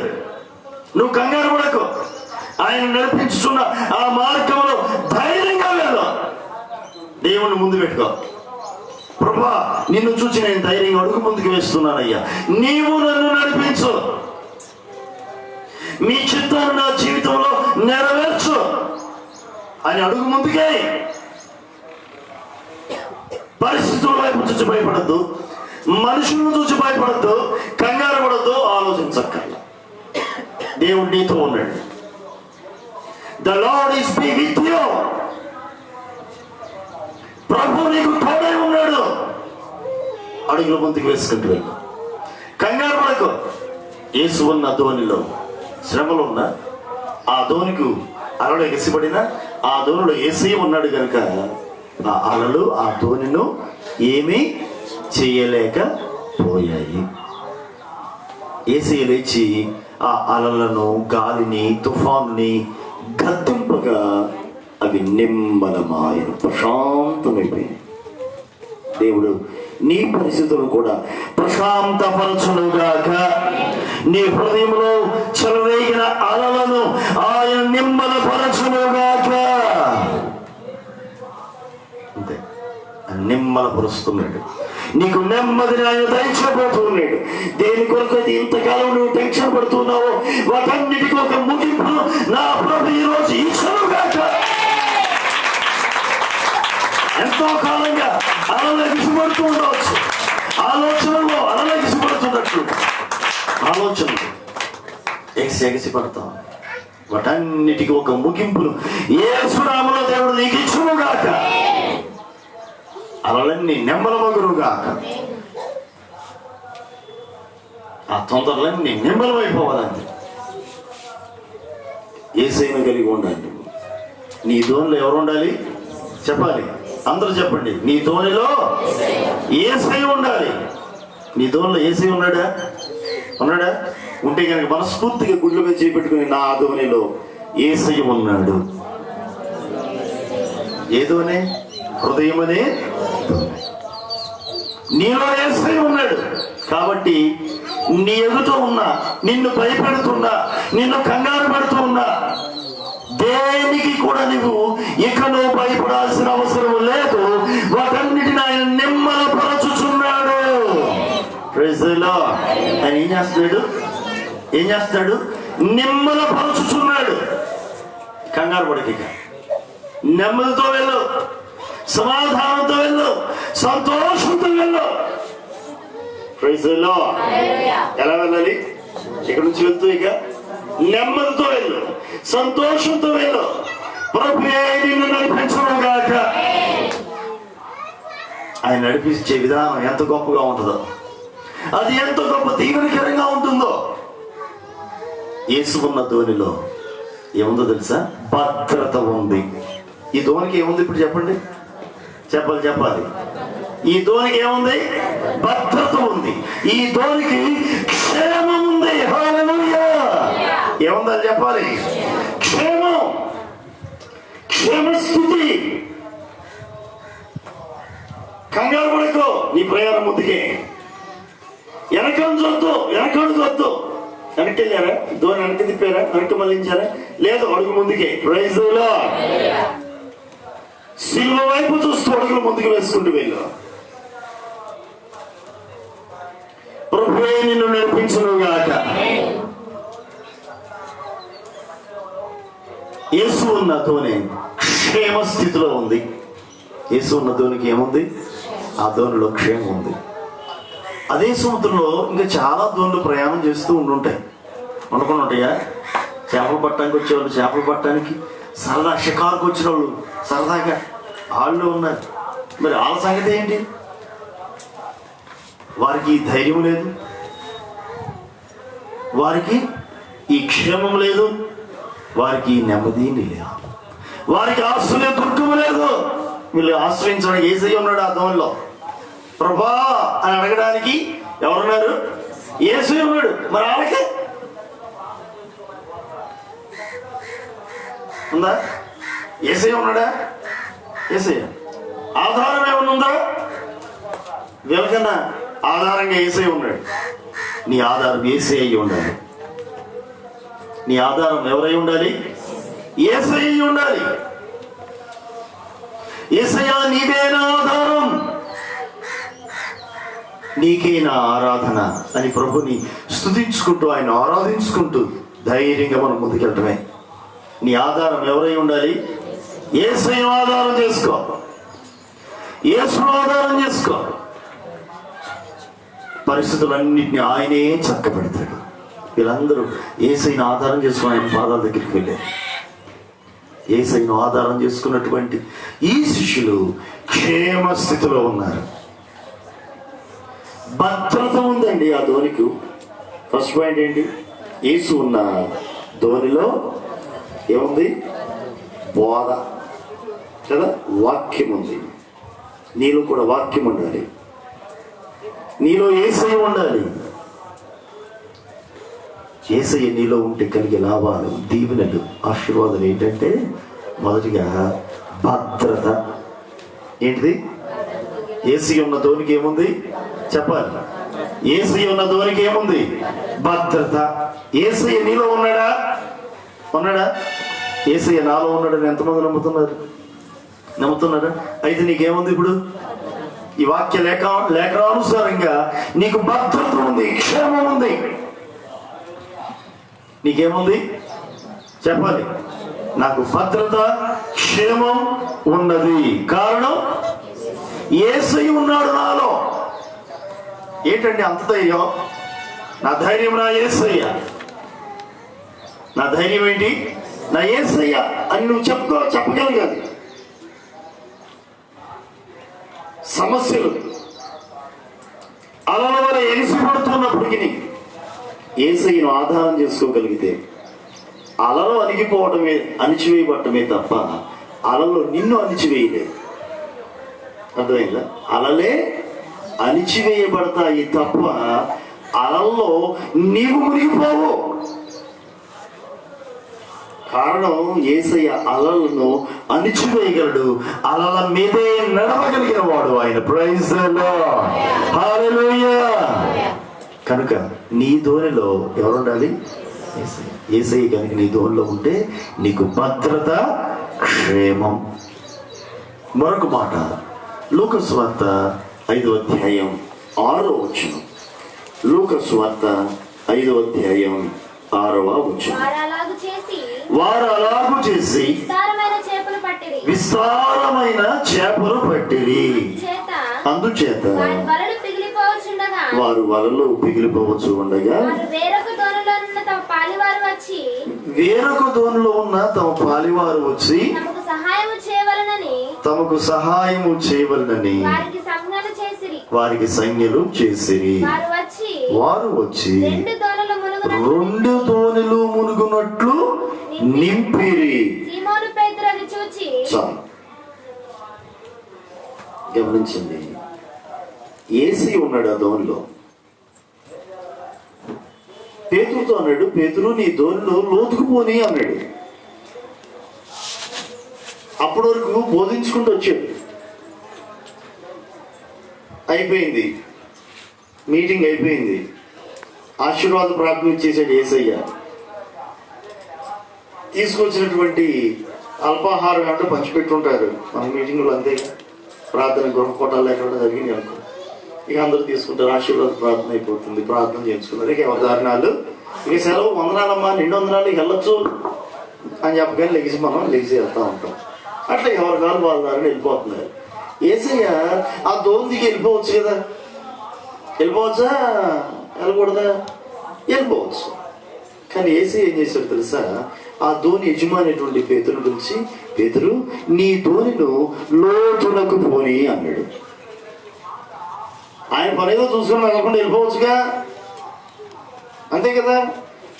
అట్లా యేసయ్య అంటున్నాడు నీ దోణిను లోతుకు పోని అన్నాడు. సరే, ఉట్టినే ఆ పడవలో ఉట్టిగా అట్ట తిరగాలనిపించింది ఏమో కావచ్చులే యేసయ్యకు అని అనుకున్నాడు. ఏమో మరి పేతురు గారు, నాకు తెలియదు ఆయన హృదయపు ఆలోచన. యేసయ్య మేఘాల మీదకి వచ్చినప్పుడు మనకన్నా ముందుగా నిద్రించిన వారు లేపబడతారు, ఆ మీద మనం లేపబడతాం. ఆ లేఖనం అనుసారంగా మనం ఎత్తబడినప్పుడు మనకన్నా ముందుగా పేతురు గారు అక్కడే ఉంటాడు యేసయ్య దగ్గర. అప్పుడు పేతురు గారిని కలిసి, పేతురు గారు ఇంతకే యేసయ్య గారిని దోణిలో లోతుకు పోని అన్నప్పుడు నీకు ఏమనిపించింది అని అడుగుదాం, ఇంటర్వ్యూ చేద్దాం పేతురు గారిని. అరే, నా పర్మిషన్ లేకుండా దోణికి కూర్చొని ఎంతమందికి వాక్యం చెప్పింది చాలక ఎవరి కాలు వెళ్ళిపోతా ఉంటే ఆయన దారిని దిగి వెళ్ళిపోకుండా మళ్ళీ ఏమన్నాడు? నీ దోణిను లోతులకు పోని అన్నాడు. తెల్లారు కష్టపడి, ఎంతసేపు తెల్లారులు కష్టపడి చేపలు పట్టడం కోసం తెల్లారులు కష్టపడి ఒక్క చేపైన పడలేదని బాధతో కూర్చొని వలల కొడుక్కుంటూ కూర్చుంటే యేసయ్య వచ్చి ఆ దోణికి కూర్చుంది చాలక అందరికి గంటల తరబడి వాక్యం చెప్పి అక్కడితో ఆగక దిగి వెళ్ళిపోక మళ్ళీ ఏమన్నాడు? పేతురు ఇదే కదా ఈ దోణి, దా లోతుకెళ్దాం, నీ దోణిని లోతుకు పోని అన్నాడు.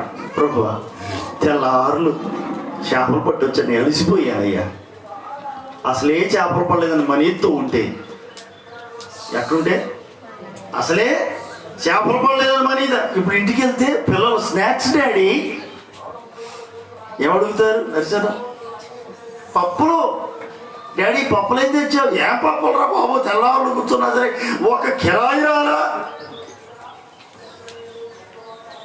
తెల్లవాళ్ళు కూర్చున్న బస్ స్టాండ్ దగ్గర ఏమరా కిరాయి రాలా అని ఆలోచనతో ఆయన ఉంటే యేసయ్య అంటున్నాడు కూర్చుంది చాలగా, అప్పటి వరకు అందరికీ సువార్త ప్రకటించింది చాలగా మళ్ళీ ఏమంటాడు? ఇప్పుడు లోతుకు పోని, పద ఊళ్ళోకి బా, ఆటోని ఊళ్ళోకి బా. తెల్లారులు కూర్చుంటే ఒక్క కిరాయి రాలేదని మనెత్తు నేనున్నా ఇంటికి వెళ్ళిపోవాలన్న ఆలోచనతో రెడీ అయిపోయి ఉంటే అసలే నిద్ర వస్తుంది. తెల్లారులు కష్టపడ్డాడు కదా, నిద్ర వస్తుంది. కూర్చున్నాయి గారు కూర్చోమని ఇప్పుడు ఏం చేశాడు? వాక్యం చెప్పింది చాలే గంటసేపు, అక్కడితో ఆక్టి మళ్ళీ ఏం చేస్తున్నారు అయ్యగారు? ఇప్పుడు పద సెంటర్కి వెళ్దాం. మనసు అసలే కిరాయి లేక లాక్డౌన్లో ఉంటే అయ్యారు లింగాలు వెళ్దాంపా, తిరువురు వెళ్దాంపా, ఇది జాలదన్న మళ్ళీ చింతలపాడు అంటున్నారు. మళ్ళీ ఇది అయిపోయి ఇవన్నీ అయిపోయి అప్పుడు చివరిలో పుట్టినేలా అంటున్నారు. మరి ఏంటి సంగతి? అసలే లాక్డౌను అంతే కదండి, ఆలోచనలు అలానే కదా. అసలే చేపలు పడ తెల్లార్లు కష్టపడ్డాడు. ఇప్పుడు ఇంటికి వెళ్తే అప్పుడు వాళ్ళు వస్తారు, వారాలు వాళ్ళు వస్తారు, ఆదివారం వసూలు చేసేవాళ్ళు సాయంత్రం వస్తారు, వాళ్ళకి ఏం కట్టాలి? తెల్లారితే సోమవారం వాళ్ళు వస్తారు, వాళ్ళకి ఏం కట్టాలి? ఇది చాలదన్నట్టు డాక్టర్ వాళ్ళు వస్తారు, వాళ్ళకి ఏం కట్టాలి? ఇది చాలదన్నట్టు మళ్ళీ చేబొద్దులు తీసుకుంటాయి ఆ పక్కన వాళ్ళు, ఈ పక్కన సాయంత్రం ఎత్తంలే అని వాళ్ళు వస్తారు, వాళ్ళకేమి ఇవ్వాలి? అసలే ఆదివారం స్పెషల్ ఏమన్నా తెచ్చుకోవాలి. ఇంటికి వెళ్ళగానే అడిగిద్ది, ఏమలేదా వాళ్ళ స్పెషల్ ఏంటి సంగతి? పిల్లలు స్నాక్స్ అడుగుతారు. ఇన్ని ఆలోచనలతో ఉన్నాడండి పేతురు గారు. ఇన్ని ఆలోచనలతో పేతురుంటే యేసయ్య మెదలకుండా దిగిపోకుండా అంటున్నాడు కదా, పేతురు నీ ధోరణి లోతుకు పోని అన్నాడు. Praise the Lord. ఏం మాట్లాడలా పేతురు, మెదలకుండా ఆ ధోరణి లోపలికి తీసుకెళ్ళిపోయాడు, లోతుకు తీసుకెళ్ళాడు. లోతుకి వెళ్ళిన తర్వాత అన్నాడు కదా యేసయ్య, నీ కుడి ప్రక్కన వలవేయి అన్నాడు. ఏమన్నాడు? కుడి ప్రక్కన వల విసురు. అప్పుడు ఇక నోరు తెరిచాడండి. ఇప్పుడు వరకు ఎట్టకుండా కంట్రోల్ చేసుకుంటూ వచ్చాడు, కానీ ఇక ఇప్పుడు కంట్రోల్ చేసుకోలేకపోతున్నాడు. ఇక వల ఏమంటాడు? ఇప్పుడు వల పట్టుకొని కుడి ప్రక్కన ప్రభు నీకేం తెలిసిన ఆయన, మేము స్పెషలిస్టులో చేపలు పట్టడంలో, మా చిన్నప్పటి నుంచి ఇదే పని. రాత్రి వేళలో చేపలు పడతాయి కానీ పగటి వేళలో చేపలు పడవయ్యా. షికారుకి వెళ్ళేవాళ్ళు, చేపలు షికారుకి వెళ్ళేవాళ్ళు రాత్రిపూటేనయ్యా. చేపలు పడేది రాత్రిపూట, పగలపడవు. నేను రాత్రి అంతా ప్రయాసపడ్డా, ఒక్క చేపైనను పడలేదయ్యా. ఇప్పుడు చేపల కోసం వలైతే ఏం పడతాయి నాయన? అసలే అలసిపోయి ఉన్నా. గంట సేపు వాక్యం చెప్పావు, అక్కడ గంట చాలదన్నట్టు 1.5-2 గంటలు చెప్పింది చాలక మళ్ళీ లోతుకు తీసుకొచ్చావు. ఇక్కడితో వాక్యం మళ్ళీ ఏమంటున్నావు? నీ కుడి ప్రక్కన వల విసురు అంటున్నావు. ఈ టైంలో అసలు చేపలే పడవు.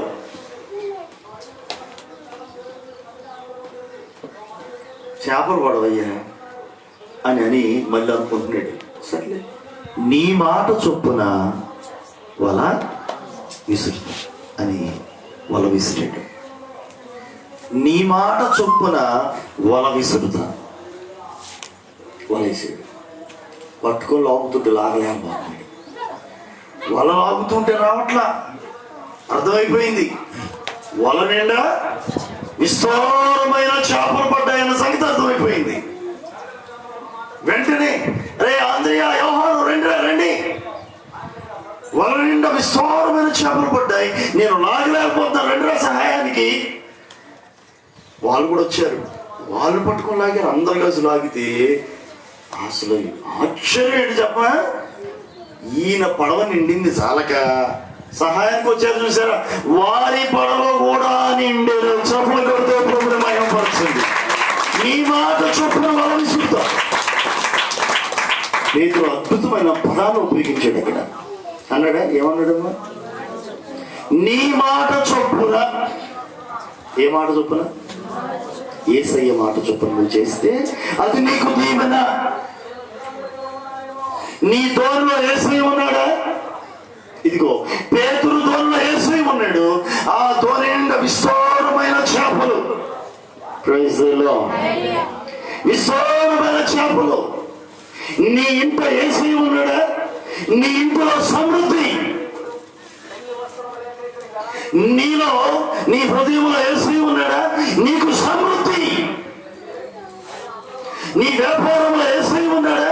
నీకు సమృద్ధి. నీ పనులు యేసయ్య ఉండాలి.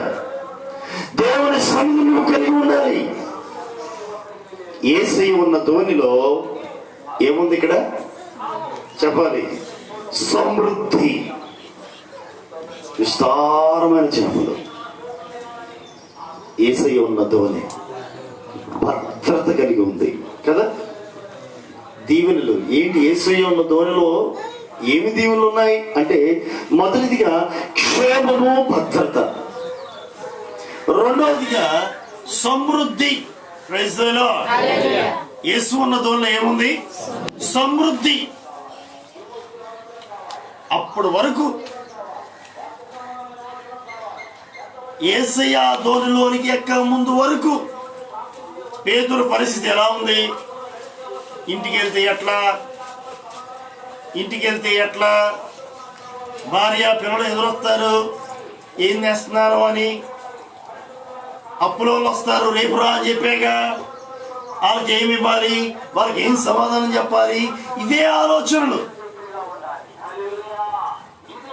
ఈ ఆలోచనలన్నిటిని నిమ్మలపరుస్తూ యేసయ్య ఏం చేశాడు తెలుసా? సమృద్ధిని కలుగ చేసిన. Praise the Lord. ఈ లాక్డౌన్ టైంలో దేవుడు తనను నమ్మిన వారందరికీ సమృద్ధిని కలుగు చేశాడు. Praise the Lord. అసలు విచిత్రమైన సంగతి, ఎన్నడూ తిన్నంతగా ఈ లాక్డౌన్ టైంలో సమృద్ధిగా దేవుడు ఆహారాన్ని ఇచ్చాడు. వెజ్, నాన్ వెజ్, రోజు నాన్ వెజే. పళ్ళకి వెళ్ళే రోజుల్లో కూడా లేదట. చేతి నిండా సంపాదించే రోజుల్లో కూడా లేదట. ఈ లాక్డౌన్ టైంలో పని పాట లేకుండా ఇంటి దగ్గర కూర్చుంటే దేవుడు ఏం చేశాడు? ఆకాశం నుంచి మన్నాను పంపాడు, తూర్పు గాలి పంపించి పూరేళ్లను కురిపించాడు. Praise the Lord. మొత్తానికి సమృద్ధిగా పోషించుకుంటూ వచ్చాడు. సమృద్ధిని దేవుడు కలుగు చేసుకుంటూ వచ్చాడు. కారణం దోన్లు ఎవరున్నారు?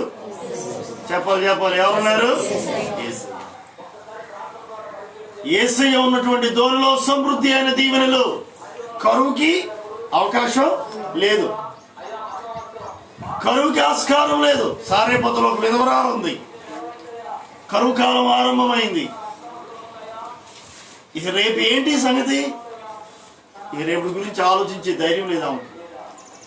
కారణం ఉన్న ఆహారం ఈ రోజుకి అయిపోతుంది, పిండి నూనె ఈ రోజుతో అయిపోయింది. ఇక రేపు ఏంటి? నేను నా కొడుకు చచ్చిపోవడమే. ఆల్రెడీ డిసైడెడ్, నిర్ణయం చేసుకుంది.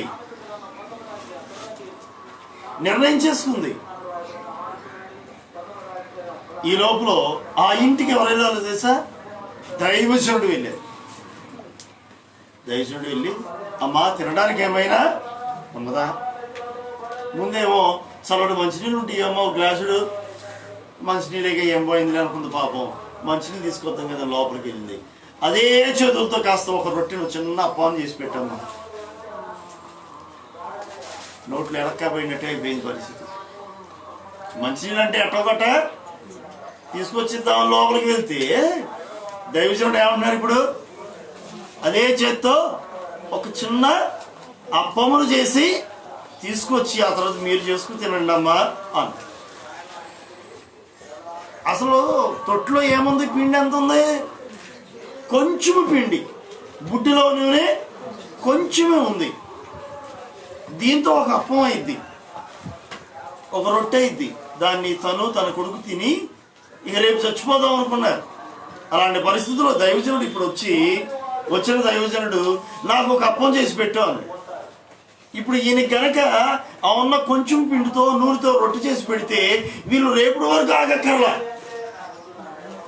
ఈ రోజే చచ్చిపోవాలి ఇక, అంతేగా. వీళ్ళు ఏమనుకున్నారు? రేపుడికి చేసుకున్నారు ప్లాన్. ఇప్పుడు ఉన్న పిండితో రొట్టె చేస్తే రేపుడు ప్లాన్ ఎప్పుడు అమలు అవ్వాలి? ఈ రోజే అమలు అవ్వాలి. రేపుగా చచ్చిపోయేది ఈరోజు చచ్చిపోవాలి. అయినా ఆలోచించలేదు.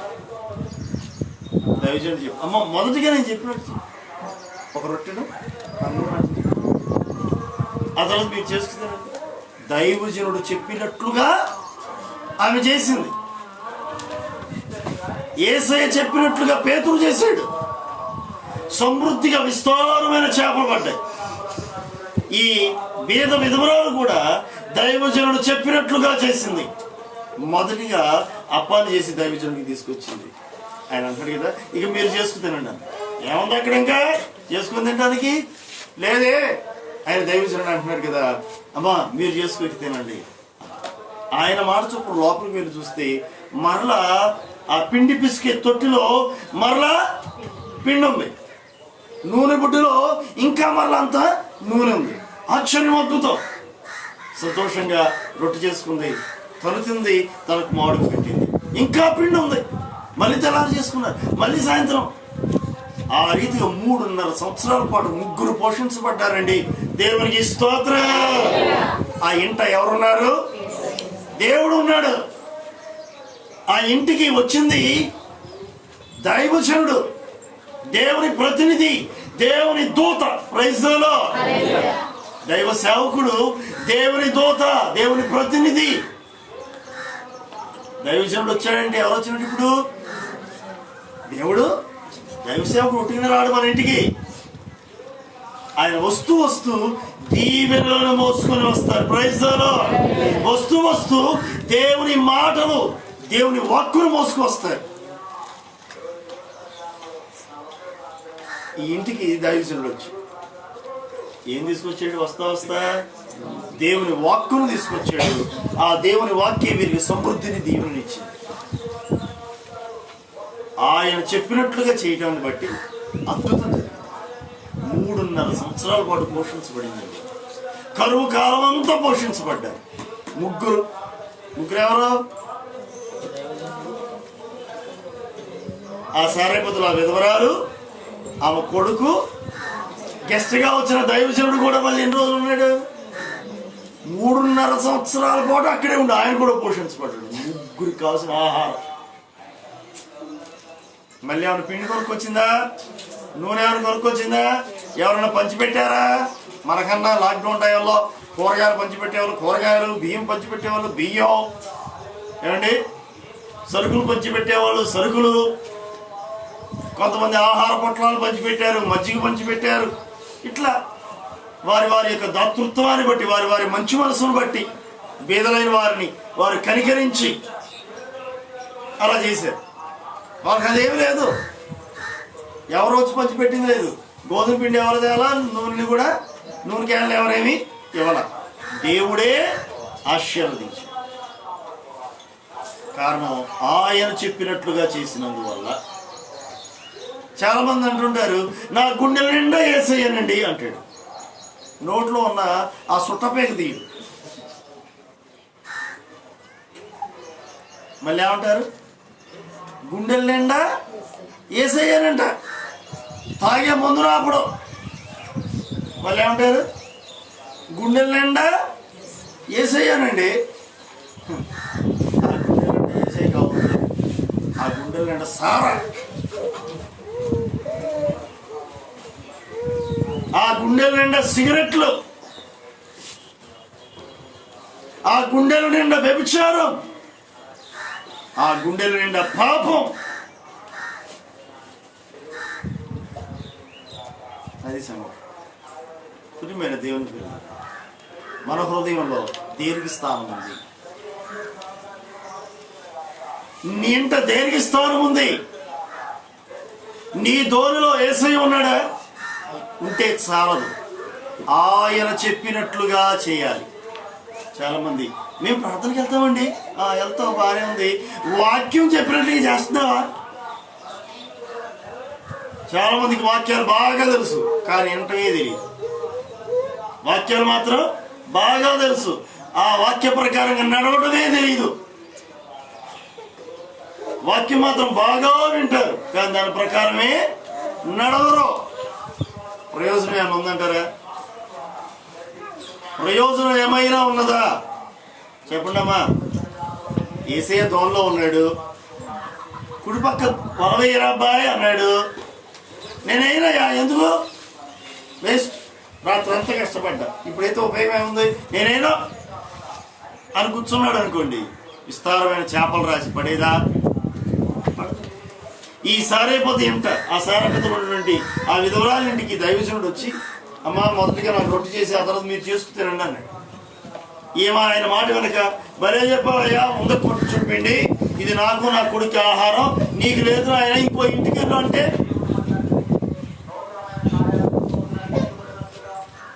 ఏమిటి ఏం పరిస్థితి? దైవజనుడు చెప్పినట్లుగా చేయకపోతే ఈమె పరిస్థితి ఏంటి? ఆ రోజుతో చాప్టర్ క్లోజ్. కానీ ఆమె మాట విన్నది, చెప్పినట్టు చేసింది. మరి అంటుంది పరిచారకులు చూచి, ఆయన మీతో చెప్పున్నది చేయుడి. Praise the Lord. ఆయన మీతో చెప్పున్నది చేయుడి. నేను చెప్పినట్టు కాదు, యేసయ్య చెప్పినట్లు చెయ్యి. ఎవరో చెప్పింది చేయటం కాదు, యేసయ్య ఏం చెప్పినది చెయ్యి. యేసయ్య చెప్పిన తర్వాత నెమ్మదిగా ఒక అరగంట తర్వాత 6 రాతి బాణలేండా నీళ్ళు అంచుల మటుకు నింపండి అన్నాడు. ఎందుకు అని ప్రశ్నించరా, నీళ్లు తీసుకొచ్చి అంచుల నిండా పోసారు. అంచుల నిండా నీళ్ళు పోసారుగా. ఆ తర్వాత యేసయ్య అన్నాడు కదా, ఇక ఇప్పుడు ఆ నీళ్ళు పోసారుగా, ఇక ముంచి తీసుకెళ్ళి వడ్డించండి అన్నాడు. ఏం వడ్డియాలి? అందులో ఏముంది? నీళ్ళు కదండి పోసింది. పోసింది ఏంటి? నీళ్ళే. ఇప్పుడు ముంచి పోసేది ఏంటి? ఇప్పుడు నీళ్ళే కదా. ఎందుకు నీళ్ళు పోయడం ఇదేంటి ఆయన అని అడిగారా? ఎదురు సమాధానం చెప్పారా? లేదు. ఆయన చెప్పినట్లుగా చేశారు, వెళ్ళారు. ఆయన చెప్పింది చేయడం మన వంతు అనుకున్నారు, అంతే. అలాగే అయ్యా అన్నారు, అంతే. జగ్గులు తీసుకెళ్ళారు, బకెట్లు తీసుకెళ్ళారు, ఆ నీళ్ళే ముంచారు. అలా ముంచి పైకి తీసి వడ్డీయడానికి వెళ్ళేసరికల్లా ఆశ్చర్యం, అద్భుతం, ఆ నీళ్లు ద్రాక్షరసంగా మారాడు. నా యేసయ్య ఉన్న చోట అద్భుతం, నా యేసయ్య ఉన్న తోడులో అద్భుతం, అంతే. ఆయన నీ కొరకు అద్భుతములు చేయను గాక, నీ కొరకు అద్భుతమైన ద్వారాలు తోచను గాక. అయితే ఆయన చెప్పినట్లుగా వచ్చి ఆ వాక్య ప్రకారంగా నువ్వు నడుచుకో, వాక్యమును అనుసరించి జీవించు. నీ జీవితంలో ఒక గొప్ప దీవెని నువ్వు చూడగలుగుతావు, ఒక సమృద్ధిని నీ ఇంట నువ్వు చూడగలుగుతావు, సమృద్ధిని నువ్వు అనుభవించగలుగుతావు. కొదువ తొలగిపోతుంది, క్షామం కొట్టివేయబడుతుంది. యేసు ఉన్న ధోనిలో సమృద్ధి ఉంటుంది, సమృద్ధి. యేసయ్య నీ ధోనిలో ఉన్నాడా? ఉంటే నీకేముంటుంది చెప్పాలి? నాకు సమృద్ధి. విశ్వాసంతో చెప్పండి, యేసయ్య నా ధోనిలో ఉన్నాడు, నాకు సమృద్ధి. యేసయ్య నా ఇంట్లో ఉన్నాడు, నాకు సమృద్ధి. నమ్మండి, విశ్వాసంతో యేసయ్యను నీ ఇంట చేర్చుకో. నీ ధోనిలో ఆయనకు స్థానం ఇవ్వు, నీ హృదయంలో ఆయనకు స్థానం ఇవ్వు, చోటివ్వు. ఆయన చెప్పినట్లుగా చెప్పు. ఆయన ఉన్న చోట, ఆయన ఉన్న ధోని భద్రతను కలిగి ఉంది, ఆయన ఉన్న ధోని సమృద్ధిని కలిగి ఉంది. మరొక్క మాట కూడా చూద్దాం. అదే లోక సువార్త, అదే అధ్యాయం, అంటే 5వ అధ్యాయం 8వ వచనం చూడండి. ఏలయనగా వారు పట్టిన చేపల రాశికి అతడును అతనితో కూడా ఉన్న వారందరూ విస్మయముందిరి. అలాగున సీమోనుతో కూడా పాలివారైన జబదయి కుమారుల లోక సువార్త 5వ అధ్యాయం 8వ వచనం. సీమోను పేతురు అది చూచి యేసు మోకాళ్ళ ఎదుట సాగిలపడి, ప్రభువా, నన్ను విడిచిపోము, నేను పాపాత్ముడనని చెప్పాను. చాలు. గమనించండి, 8వ వచనంలో పేతురు అంటాడు, ప్రభువా, నన్ను విడిచిపోమయ్యా. ఏమన్నాడు? నన్ను విడిచిపో అంటాడు. అరే, సమృద్ధి ఏమో దీవులు ఇస్తే ఇంకా ఉండు అనాల్సింది పోయి ఏమన్నాడు? నన్ను విడిచిపెట్టి వెళ్ళిపో అన్నాడు. ఇదేమి చిత్రం అండి. యేసయ్య వచ్చి ఏం చేశాడు? దీవించాడు, సమృద్ధినిచ్చాడు. పేతురు ఏం చేయాలి? ఆహా, యేసయ్య వచ్చేసరికల్లా 2 పడవల నిండా చేపలు వచ్చేసాయి. ఈయనే కనుక ఈ దూరంలోనే కనుకుంటే మళ్ళీ కుడి పక్కన వేసినప్పుడు ఎంత పడింది, ఎడం పక్కన వేద్దాం, ఇంకా రేపు కూడా తీసుకెళ్దాం వేటకి. ఈయన ఎక్కడ వల వేయమంటే అక్కడే వేద్దాం. అర్థమైందండి? ఈయన ఎక్కడ వల వేయమంటే అక్కడే వేద్దాం. మళ్ళీ 2 పడవల నిండా చేపలు వచ్చాయి. రోజు ఈయన్ని తీసుకెళ్దాం. ఒకవేళ గాలి తుఫాను వచ్చినా సరే ఈయన ఏం చేస్తాడు, అణిచివేస్తాడు. ఈయన్ని తీసుకెళ్దాం. ఈయన ఎక్కడ చెప్తే ఏ పాయింట్లో వలవేయమంటే ఆ పాయింట్లో వలేద్దాం. విస్తారమైన చేపలు వస్తాయి కదా, మంచి బిజినెస్ అయింది కదా. కాబట్టి నువ్వు మాతో పాటు ఉండు ప్రభువా అని అనాల్సింది పోయి ఈ పేతురు ఏమంటున్నాడు, నన్ను విడిచిపోమ్ము అన్నాడు. ఈయన విడిచిపోమ్మనడానికి గల కారణం అవుతుంది అక్కడ. ఆ విషయాన్ని కూడా అక్కడ చెప్తున్నాడు. ఏమంటున్నాడు, నేను పాపాత్ముడనయ్యా అన్నాడు. గమనించండి, యేసు ఉన్న ధోనిలో పాపపు ఒప్పుకోలు ఉంది. అర్థమైందా? ఏముందండి? పాపపు ఒప్పుకోలు. పరిశుద్ధుడు మన ఎదుట ఉన్నప్పుడు మన పాపములు మనకు తేటగా కనబడుతూ ఉంటాయి. తెల్ల షర్టు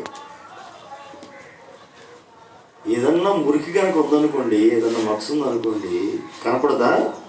తేట తెల్లంగా చక్కగా క్లియర్గా ఆ మచ్చ కనపడింది. అయ్యో,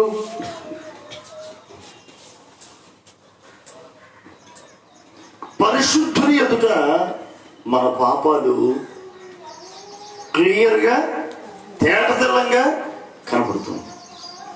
ఈ పేతురికి అదే కనపడింది. పరిశుద్ధుడైనటువంటి యేసయ్య ఎదుట నిలిచేసరికల్లా తన పాపాలన్నీ తేట తెల్లంగా కనపడుతున్నాయి.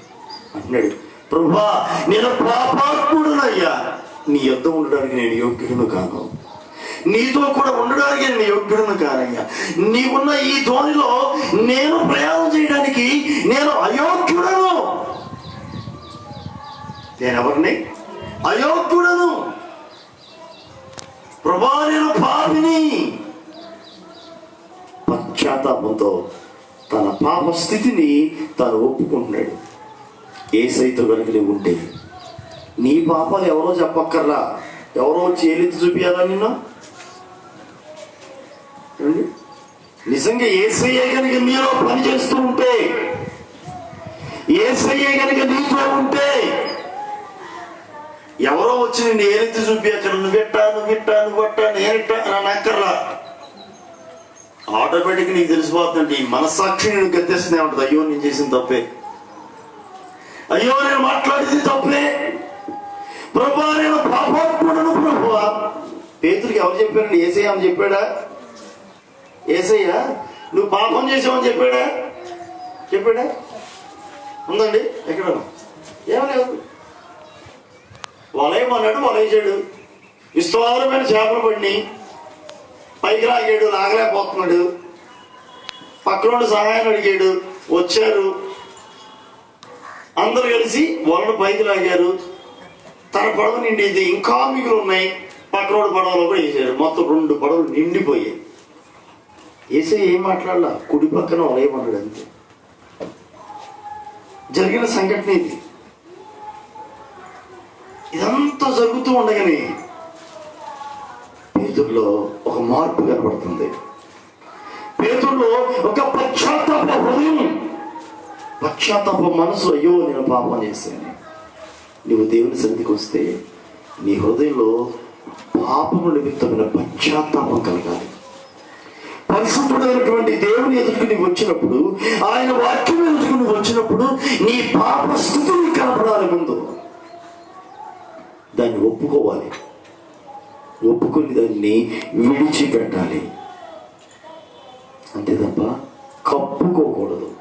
నీకు నాలో జరిగేటువంటి పని ఏంటంటే తెలుసా, పాపములు ఒప్పుకోకపోగా వాటిని ఏం చేస్తున్నారు? కప్పేస్తున్నారు. కవర్ చేసేస్తున్నారు, ముసుగేసేస్తున్నారు. తరల మీద ముసుగేసుకోమంటే తరల మీద ముసుగేసుకోవడం సంగతి తర్వాత పాపముల మీద ముసుగేసేస్తున్నారు. ఈరోజు నీ పరిస్థితి ఏంటి? నీ ధోనిలో యేసయ్య ఉన్నాడా? యేసయ్య ఉంటే ఆ తర్వాత ఉండాల్సింది ఏంటి తెలుసా? పాపపు ఒప్పుకోలు. పాపపు ఒప్పుకోలు లేకపోతే ఎన్ని ఉన్నా వ్యర్థమే. ఆయన నీకు ఇస్తున్నాడు. క్షేమ స్థితిని ఇచ్చిన కొరకు ఆయన ఇష్టపడుతున్నాడు. నీకు సమృద్ధిని ఇవ్వాలని కోరుకుంటున్నాడు. అయితే మరి నువ్వు నీ పాపాలు ఒప్పుకోగలుగుతున్నావా? నేటి దినాల్లో జరుగుతుంది ఏంటి తెలుసా? ఆయన ఇచ్చే ఆరోగ్యం కావాలి, ఆయన ఇచ్చే దీవెనలు కావాలి, ఆయన ఇచ్చే సమృద్ధి కావాలి. కానీ యేసయ్యతో, ఆయన ఇచ్చే పాప క్షమాపణతో, ఆయన ఇచ్చే పరలోక రాజ్యం వద్దు, ఆయన ఇచ్చే నిత్యత్వం వద్దు. ఇవేమక్కర్లా. ఏం కావాలంట? స్వస్థత కావాలి, సమృద్ధి అయిన దీవెనలు కావాలి. ఇవే కావాల్సింది. ఎర్త్లీ థింగ్స్, ఈ లోక సంబంధమైనటువంటి విషయాలే కావాలి తప్ప నిత్య జీవం వద్దు, పరలోకం వద్దు, పాప క్షమాపణ, పరిశుద్ధత వద్దు. లోకానికి ఇవేం అక్కర్లా, ఇవి పట్టట్లా. నీ పాపాన్ని ఒప్పుకో అంటే కనుక రోషం వచ్చేస్తుంది. మారు మనసు పొందు అంటే కోపం వచ్చేస్తుంది. ప్రియమైన దేవుని పిల్లలారా, ఈ లోకానుసారమైనవన్నీ ఏదో రకంగా వచ్చేస్తాయి. అది పెద్ద ఇష్యూ కాదు, పెద్ద విషయం కాదు. అతి ప్రాముఖ్యమైన విషయం ఏంటి తెలుసా? ఇదే నిన్ను పరలోక రాజ్యాన్ని చేర్చగలిగేది. ఇదే. ఏది? పాపపు ఒప్పుకోరు, పశ్చాత్తాపడటం. పేతురులో పశ్చాత్తాప మనసు కలిగింది. నేను పాపిని అన్న సంగతిని పేతురు గుర్తించాడు. గుర్తించి, ప్రభువా నేను పాపినయ్యా, నేను పాపాత్ముడను, నన్ను విడిచిపో, నీ యొద్ద నేను నుడికి యోగ్యుడును కానయ్యా, నేను పాపినయ్యా, నేను పాపిని అని ఒప్పుకుంటాడు తన పాపాలు. పశ్చాత్తాపంతో ఎవరైతే తమ పాపాలు ఒప్పుకుంటారో నిశ్చయంగా యేసయ్య యొక్క క్షమాపణ వారు పొందుకుంటారు. Praise the Lord. నీ హృదయం అనే తోడులో పాపపు ఒప్పుకోలుందా? అది లేకపోతే ఎన్నున్నా వ్యర్థమే, ఎన్నున్నా వ్యర్థమే. ధోని అనే దాని గురించి, పడవ అనే దాని గురించి ధ్యానం చేస్తున్నాం కదా. ఒక ఉపమానాన్ని మీ ఎదుట ఉంచుతాను. బాగా చదువుకున్న ఆయన, ఒక ఆయన బాగా శాస్త్రవేత్త, సైంటిస్ట్, మంచి జ్ఞానం కలిగిన వాడు, బాగా చదువుకున్నాడు, అన్ని శాస్త్రాలు పఠించేశాడు.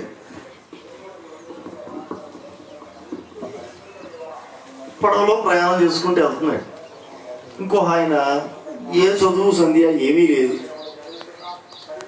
ఏమి రాదు, చదువు లేదు, ఏమి అక్షరం మొక్క రాదండి. ఆయనకి తెలిసిందల్లా ఒక్కటే, పొద్దున్నే లేవడం, మొహం కడుక్కోవడం, మొహం పొలం రోడ్లో పెట్టుకొని ఈ నది దగ్గరికి రావడం, ఆ పడవ లైన్లో పెట్టడం, ఎవరన్నా పడవ ఎక్కి ఈ చివరి నుండి ఆ చివరికి తీసుకెళ్ళమంటే వాళ్ళని తెడ్డేసి వాళ్ళని ఆ పడవలో అవతల ఒడ్డుకి తీసుకెళ్ళటం. ఈ లోపల ఈ మొహం పొల్ల అటునెవలి ఇటునెవలి మొత్తం మొహం పొల్ల అవజేయటం. అక్కడికి వెళ్ళిన తర్వాత ఈ ప్యాసింజర్ని దించి మొహం కొడుకొని కాస్త టిఫిన్ చేసి లేదా టీ నీళ్ళు తాగి మళ్ళీ అక్కడ ఎవరైనా కనుక యువతల ఒడ్డుకి వచ్చే వాళ్ళు ఉంటే మళ్ళీ వాళ్ళని ఎక్కించుకొని యువతలకి రావటం. గత 4 రూపాయలు సంపాదించి ఇంటికి వెళ్తూ వెళ్తూ కూరగాయలు, బియ్యం, ఉప్పు, పప్పు ఇవన్నీ కొనుక్కొని ఇంటికి వెళ్ళి అన్నం కూర వండించుకోవడం, ముద్దానం తిని మళ్ళీ రావటం. వచ్చి మళ్ళీ ఇది ఈయన పని, దినచర్య ఇది. ఇంతకు మించి ఇది ఏమీ లేదు, చిన్నప్పటి నుంచి నేర్చుకుంది అదే. ఇది తెలిసిన విద్య ఇది ఒక్కటే. సరే, మొత్తానికి ఒక బాగా చదువుకున్నవాడు, సకల విద్యా ప్రావీణ్యుడు, సకల శాస్త్రాలన్నీ ఎరిగిన వాడు ఈ పడవెక్కాడు. ఇద్దరి మధ్య మాటలు సాగుతూ ఉన్నాయి. నీ దేవుడు ఏం చదువుకున్నావు? అయ్యా నేనేం చదువుకోలేదయ్యా, నాకు చదువు రాదు, ఏం రాదయ్యా, మా ఇంటి వాళ్ళు మమ్మల్ని ఏం చదివిలేదయ్యా, మమ్మల్ని పోషించడమే కష్టం, అలాంటిది మమ్మల్ని చదివించడం కూడానయ్యా, ఏం చదువు నాయన, మాకు చదువు అక్కర్లేదయ్యా, కడుపు నిండా 4 ఏళ్ళు వెళ్తే చాలయ్యా, కడుపు నిండా అన్నం తింటే చాలయ్యా. మా పిల్లలకు కూడా అంతే, మేము ఇదే నేర్పుతాం, మీ ఎంత చదివినా సరే చివరికి మేము చేయాల్సింది ఇదే పని, కాబట్టి మాకు చదువులు ఎందుకయ్యా అని చెప్పేసి ఏదో ఈయనేది సమాధానం. అదేట నీకు ఆ శాస్త్రం రాదా, ఈ శాస్త్రం లేదా, ఇది అర్థం వేస్ట్ అయ్యా, జీవితం వేస్ట్ అయ్యా, జీవితం వేస్ట్, అది తెలియపోతే ఎట్టా జీవితం వేస్ట్, ఇది తెలియపోతే ఎట్టా నీ జీవితం వేస్ట్ అని చెప్పుకుంటూ వస్తాను. అంతా వేస్ట్ వేస్ట్ వేస్ట్ అంటాడు. ఎవరో ఈ చదువు వచ్చినాడు. నీకు ఆ శాస్త్రం తెలుసా, నాకు రాదయ్యా, వేస్ట్, నీ జీవితం వేస్ట్. ఈ శాస్త్రం వచ్చా, రాదయ్యా, అయితే సగం వేస్ట్, 30 వేస్ట్, మొత్తం వేస్ట్. ఇదే వెళ్తున్న మధ్య వీరికి మనసు చిక్కుమంటుంది. అంతేకి ఎవరికైనా ఏమన్నదండి, జీవితమే వేస్ట్ అంటే ఎట్టుంటే. ఈయన అంటాడు, నా నెత్తినూరు బాదుకుంటున్నాడు, మాకు ఇవన్నీ అక్కర్లేదయ్యా, 4 ఏళ్ళు లోనికి వెళ్తే చాలు అయ్యా, మాకు కడుపు నిడితే చాలు, జాండ పొట్ట నిడితే చాలు మాకు అంటాడు. ఈయన జీవితమే వేస్ట్ అంటున్నాడు ఈ చదువుకున్నాడు.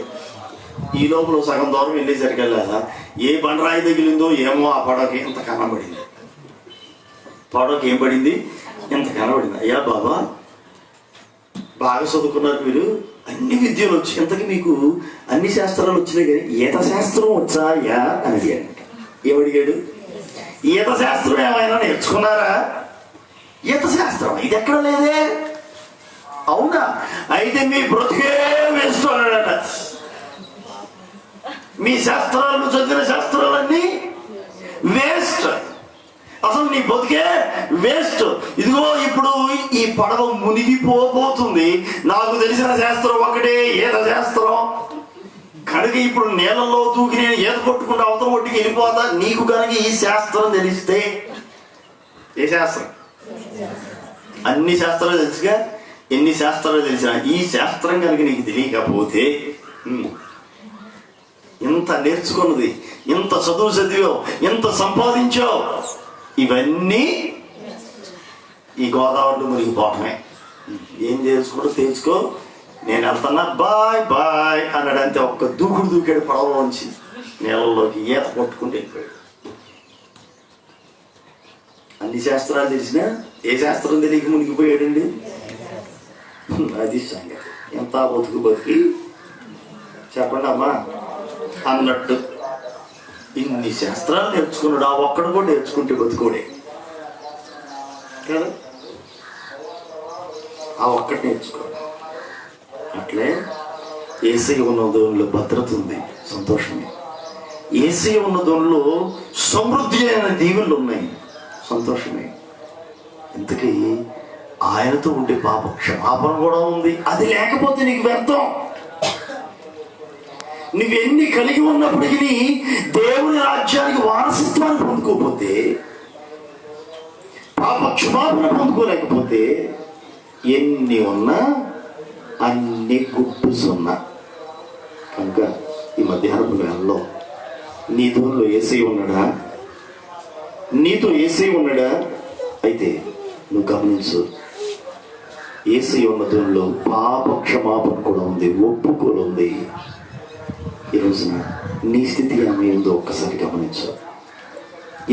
ఏమన్నా లేకపోయినా ముందు నువ్వు కలిగి ఉండాల్సింది పాపపు ఒప్పుకోలు, పాపముల విషయమై పశ్చాత్తాపం. నువ్వు కలిగి ఉంటే క్షమాపణ పొందుకుంటావు, నిత్య జీవానికి వారసత్వాన్ని కలిగి ఉంటావు. ఈ లోకంలో జీవించుతున్న దినాల్లో కృపాక్షేమం నిన్ను వెంబడిస్తుంది. ఈ లోకంలో జీవించుతున్న దినములందు ఆయన కృపయు క్షేమమును నిన్ను ఆవరించి ఉంటుంది. సమృద్ధి అయిన దీవెనలు నీ వెంట ఉంటాయి. ఏమున్నా లేకపోయినా దేవుని రాజ్యానికి వారసత్వాన్ని పొందుకోగలుగుతావు. Praise the lord. కనుక నీ ధోనిలో యేసయ్య ఉన్నాడా? నీ హృదయం అనే ధోనిలో యేసయ్యకు చోటు ఉందా?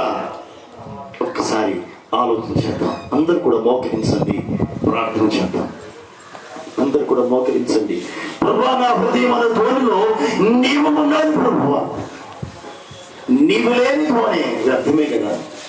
నా ఈ హృదయం అనే ధోనిలో నీవు లేకపోతే వ్యర్థమే కదా. ప్రభువా, నీ కృప నాకు కావాలయ్యా, నీ సన్నిధి నాకు కావాలి. ప్రభువా, నా హృదయం అనే ధోనిలో నీవు ఉండాలి, నీవు నివసించాలి, నీ సన్నిధి మాకు కావాలి. అందరూ కూడా ప్రార్థన చేద్దామా? ఆయన ఉన్న ధోనిలో పాపము ఒప్పుకోలు ఉన్నది. నీ పాపాల విషయమై పశ్చాత్తాపడు. ఈ మధ్యాహ్నపు వేళలో పశ్చాత్తాప హృదయంతో ప్రభువా నేను పాపిని పేతురు ఒప్పుకుంటాడండి. నేను పాపాత్ముడను ప్రభువా, నేను పాపాత్ముడనయ్యా. పాపం ఒప్పుకోనుంది, ఒప్పుకోగలనా? నీవు కనుక నీ పాపాల విషయం పశ్చాత్తాపడగలిగితే నీకు కృపయు క్షేమమును విస్తరిస్తుంది.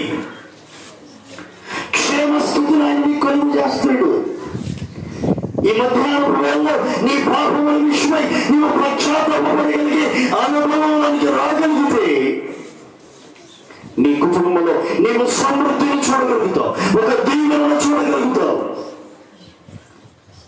లేని క్షోభం కొట్టివేయబడుతుంది, ఒక దీవెన నీవు చూడగలుగుతావు. ప్రభువా నీవు నాతో ఉండయ్యా. యేసు ఉన్న ధోనిలో వాక్యం ఉన్నది, నీలో ఈ వాక్యం పనిచేయాలి. యేసయ్య గనుక నీలో ఉంటే, ఆయన సన్నిధి గనుక నీలో ఉంటే ఈ వాక్యానికి నీవు లోబడాలి. ఈ వాక్యమును నువ్వు వెంబడించాలి.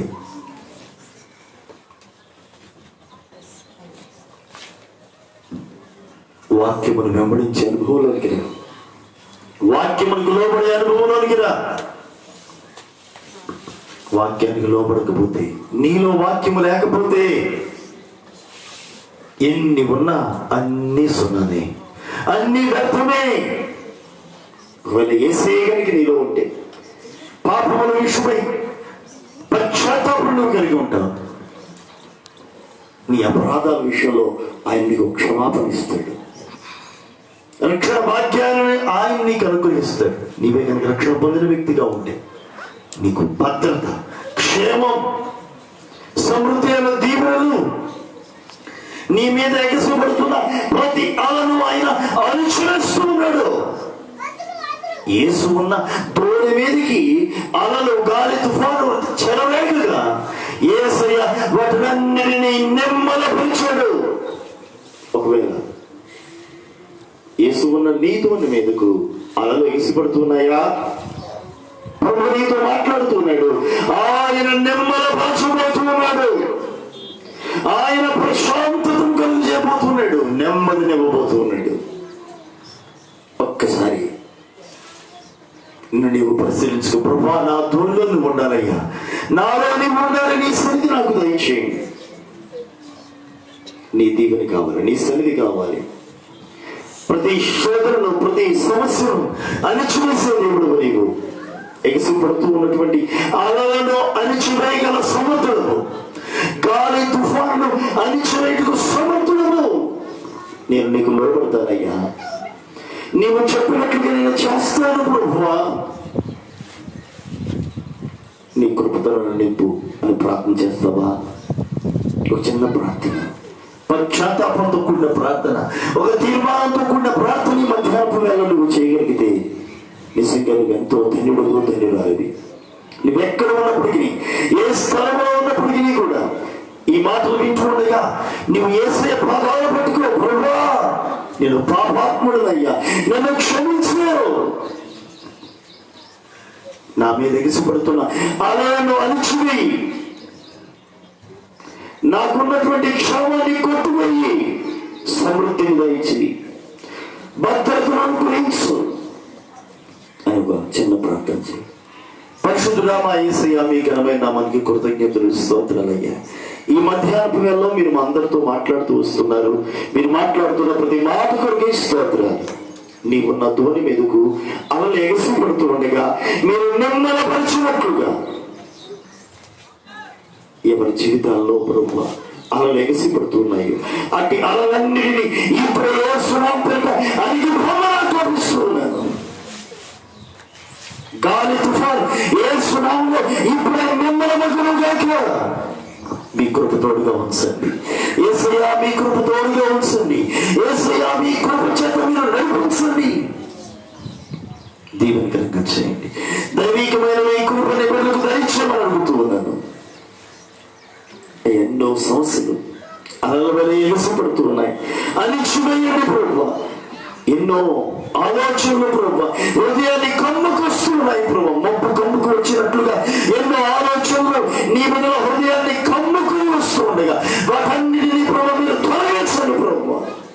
ప్రతి విధమైన టెన్షన్స్ మీకు తొలగించండి, ప్రతి విధమైన ఆలోచన కొట్టువేయండి. మీ కృపలో ప్రభు నెమ్మదిని దయచేయండి, నెమ్మదిపరచండి. సమృద్ధి అయిన దీవులు దయచేయండి, భద్రతను అనుగ్రహించండి, పాపము ఒప్పుకొని దయచేయండి, పాప క్షమాపణను దయచేయండి. వాక్య బోధలో ప్రభువా నీ బిడ్డలు నడిచే భాగ్యాన్ని దయచేయండి. మీ కృపలతో నింపి నడిపించమని ఇరాకడ స్మృతి ప్రభా మరలా కలుసుకుని నిన్ను స్తుతించి మహిమపరచగలిగేటువంటి భాగ్యాన్ని దయచేయవలసిందిగా ఈ మధ్యాహ్నపు వేళలో ఈ నీ మాటల చేత ప్రతి బిడ్డను కూడా దీవించవలసిందిగా ప్రార్థన చేస్తూ, ఇంకా ఆయా స్థలాల్లో ఉండి ఈ లైవ్ ప్రోగ్రాం ద్వారా ఎందరైతే వీక్షిస్తూ ఉన్నారో వింటూ ఉన్నారో నిశ్చిత వారందరూ కూడా మీరు దీవించండి, మహిమ తెచ్చుకోమని సర్వశక్తి యేసు నామములో ప్రార్థించి దీవించి అడుగుచున్నాను తండ్రి, ఆమేన్. మన తండ్రి దేవుని యొక్క ప్రేమ, ఆయన కుమారుడు మన రక్షకుడు క్రీస్తు యేసు కృప, పరిశుద్ధాత్మ దేవుని కన్యక సహవాసం ఇప్పుడు ఎల్లప్పుడూ ఆయన అక్కడ పర్యంతం వరకు అందరికి తోడై ఉండి ఆయన తన రెక్కలతో మిమ్మల్ని కప్పి నడిపించి వర్ధిల్ల చేయును గాక. ఆమేన్. ఆమేన్. అందరికి వందనాలు, దేవునికి స్తోత్రం. ప్రియమైనటువంటి దేవుని బిడ్డలారా, ఈ యొక్క ఆదివారపు వర్తమానాలు ఫేస్బుక్లో అలానే యూట్యూబ్లో కూడా మీకు అందించబడుతున్నాయి.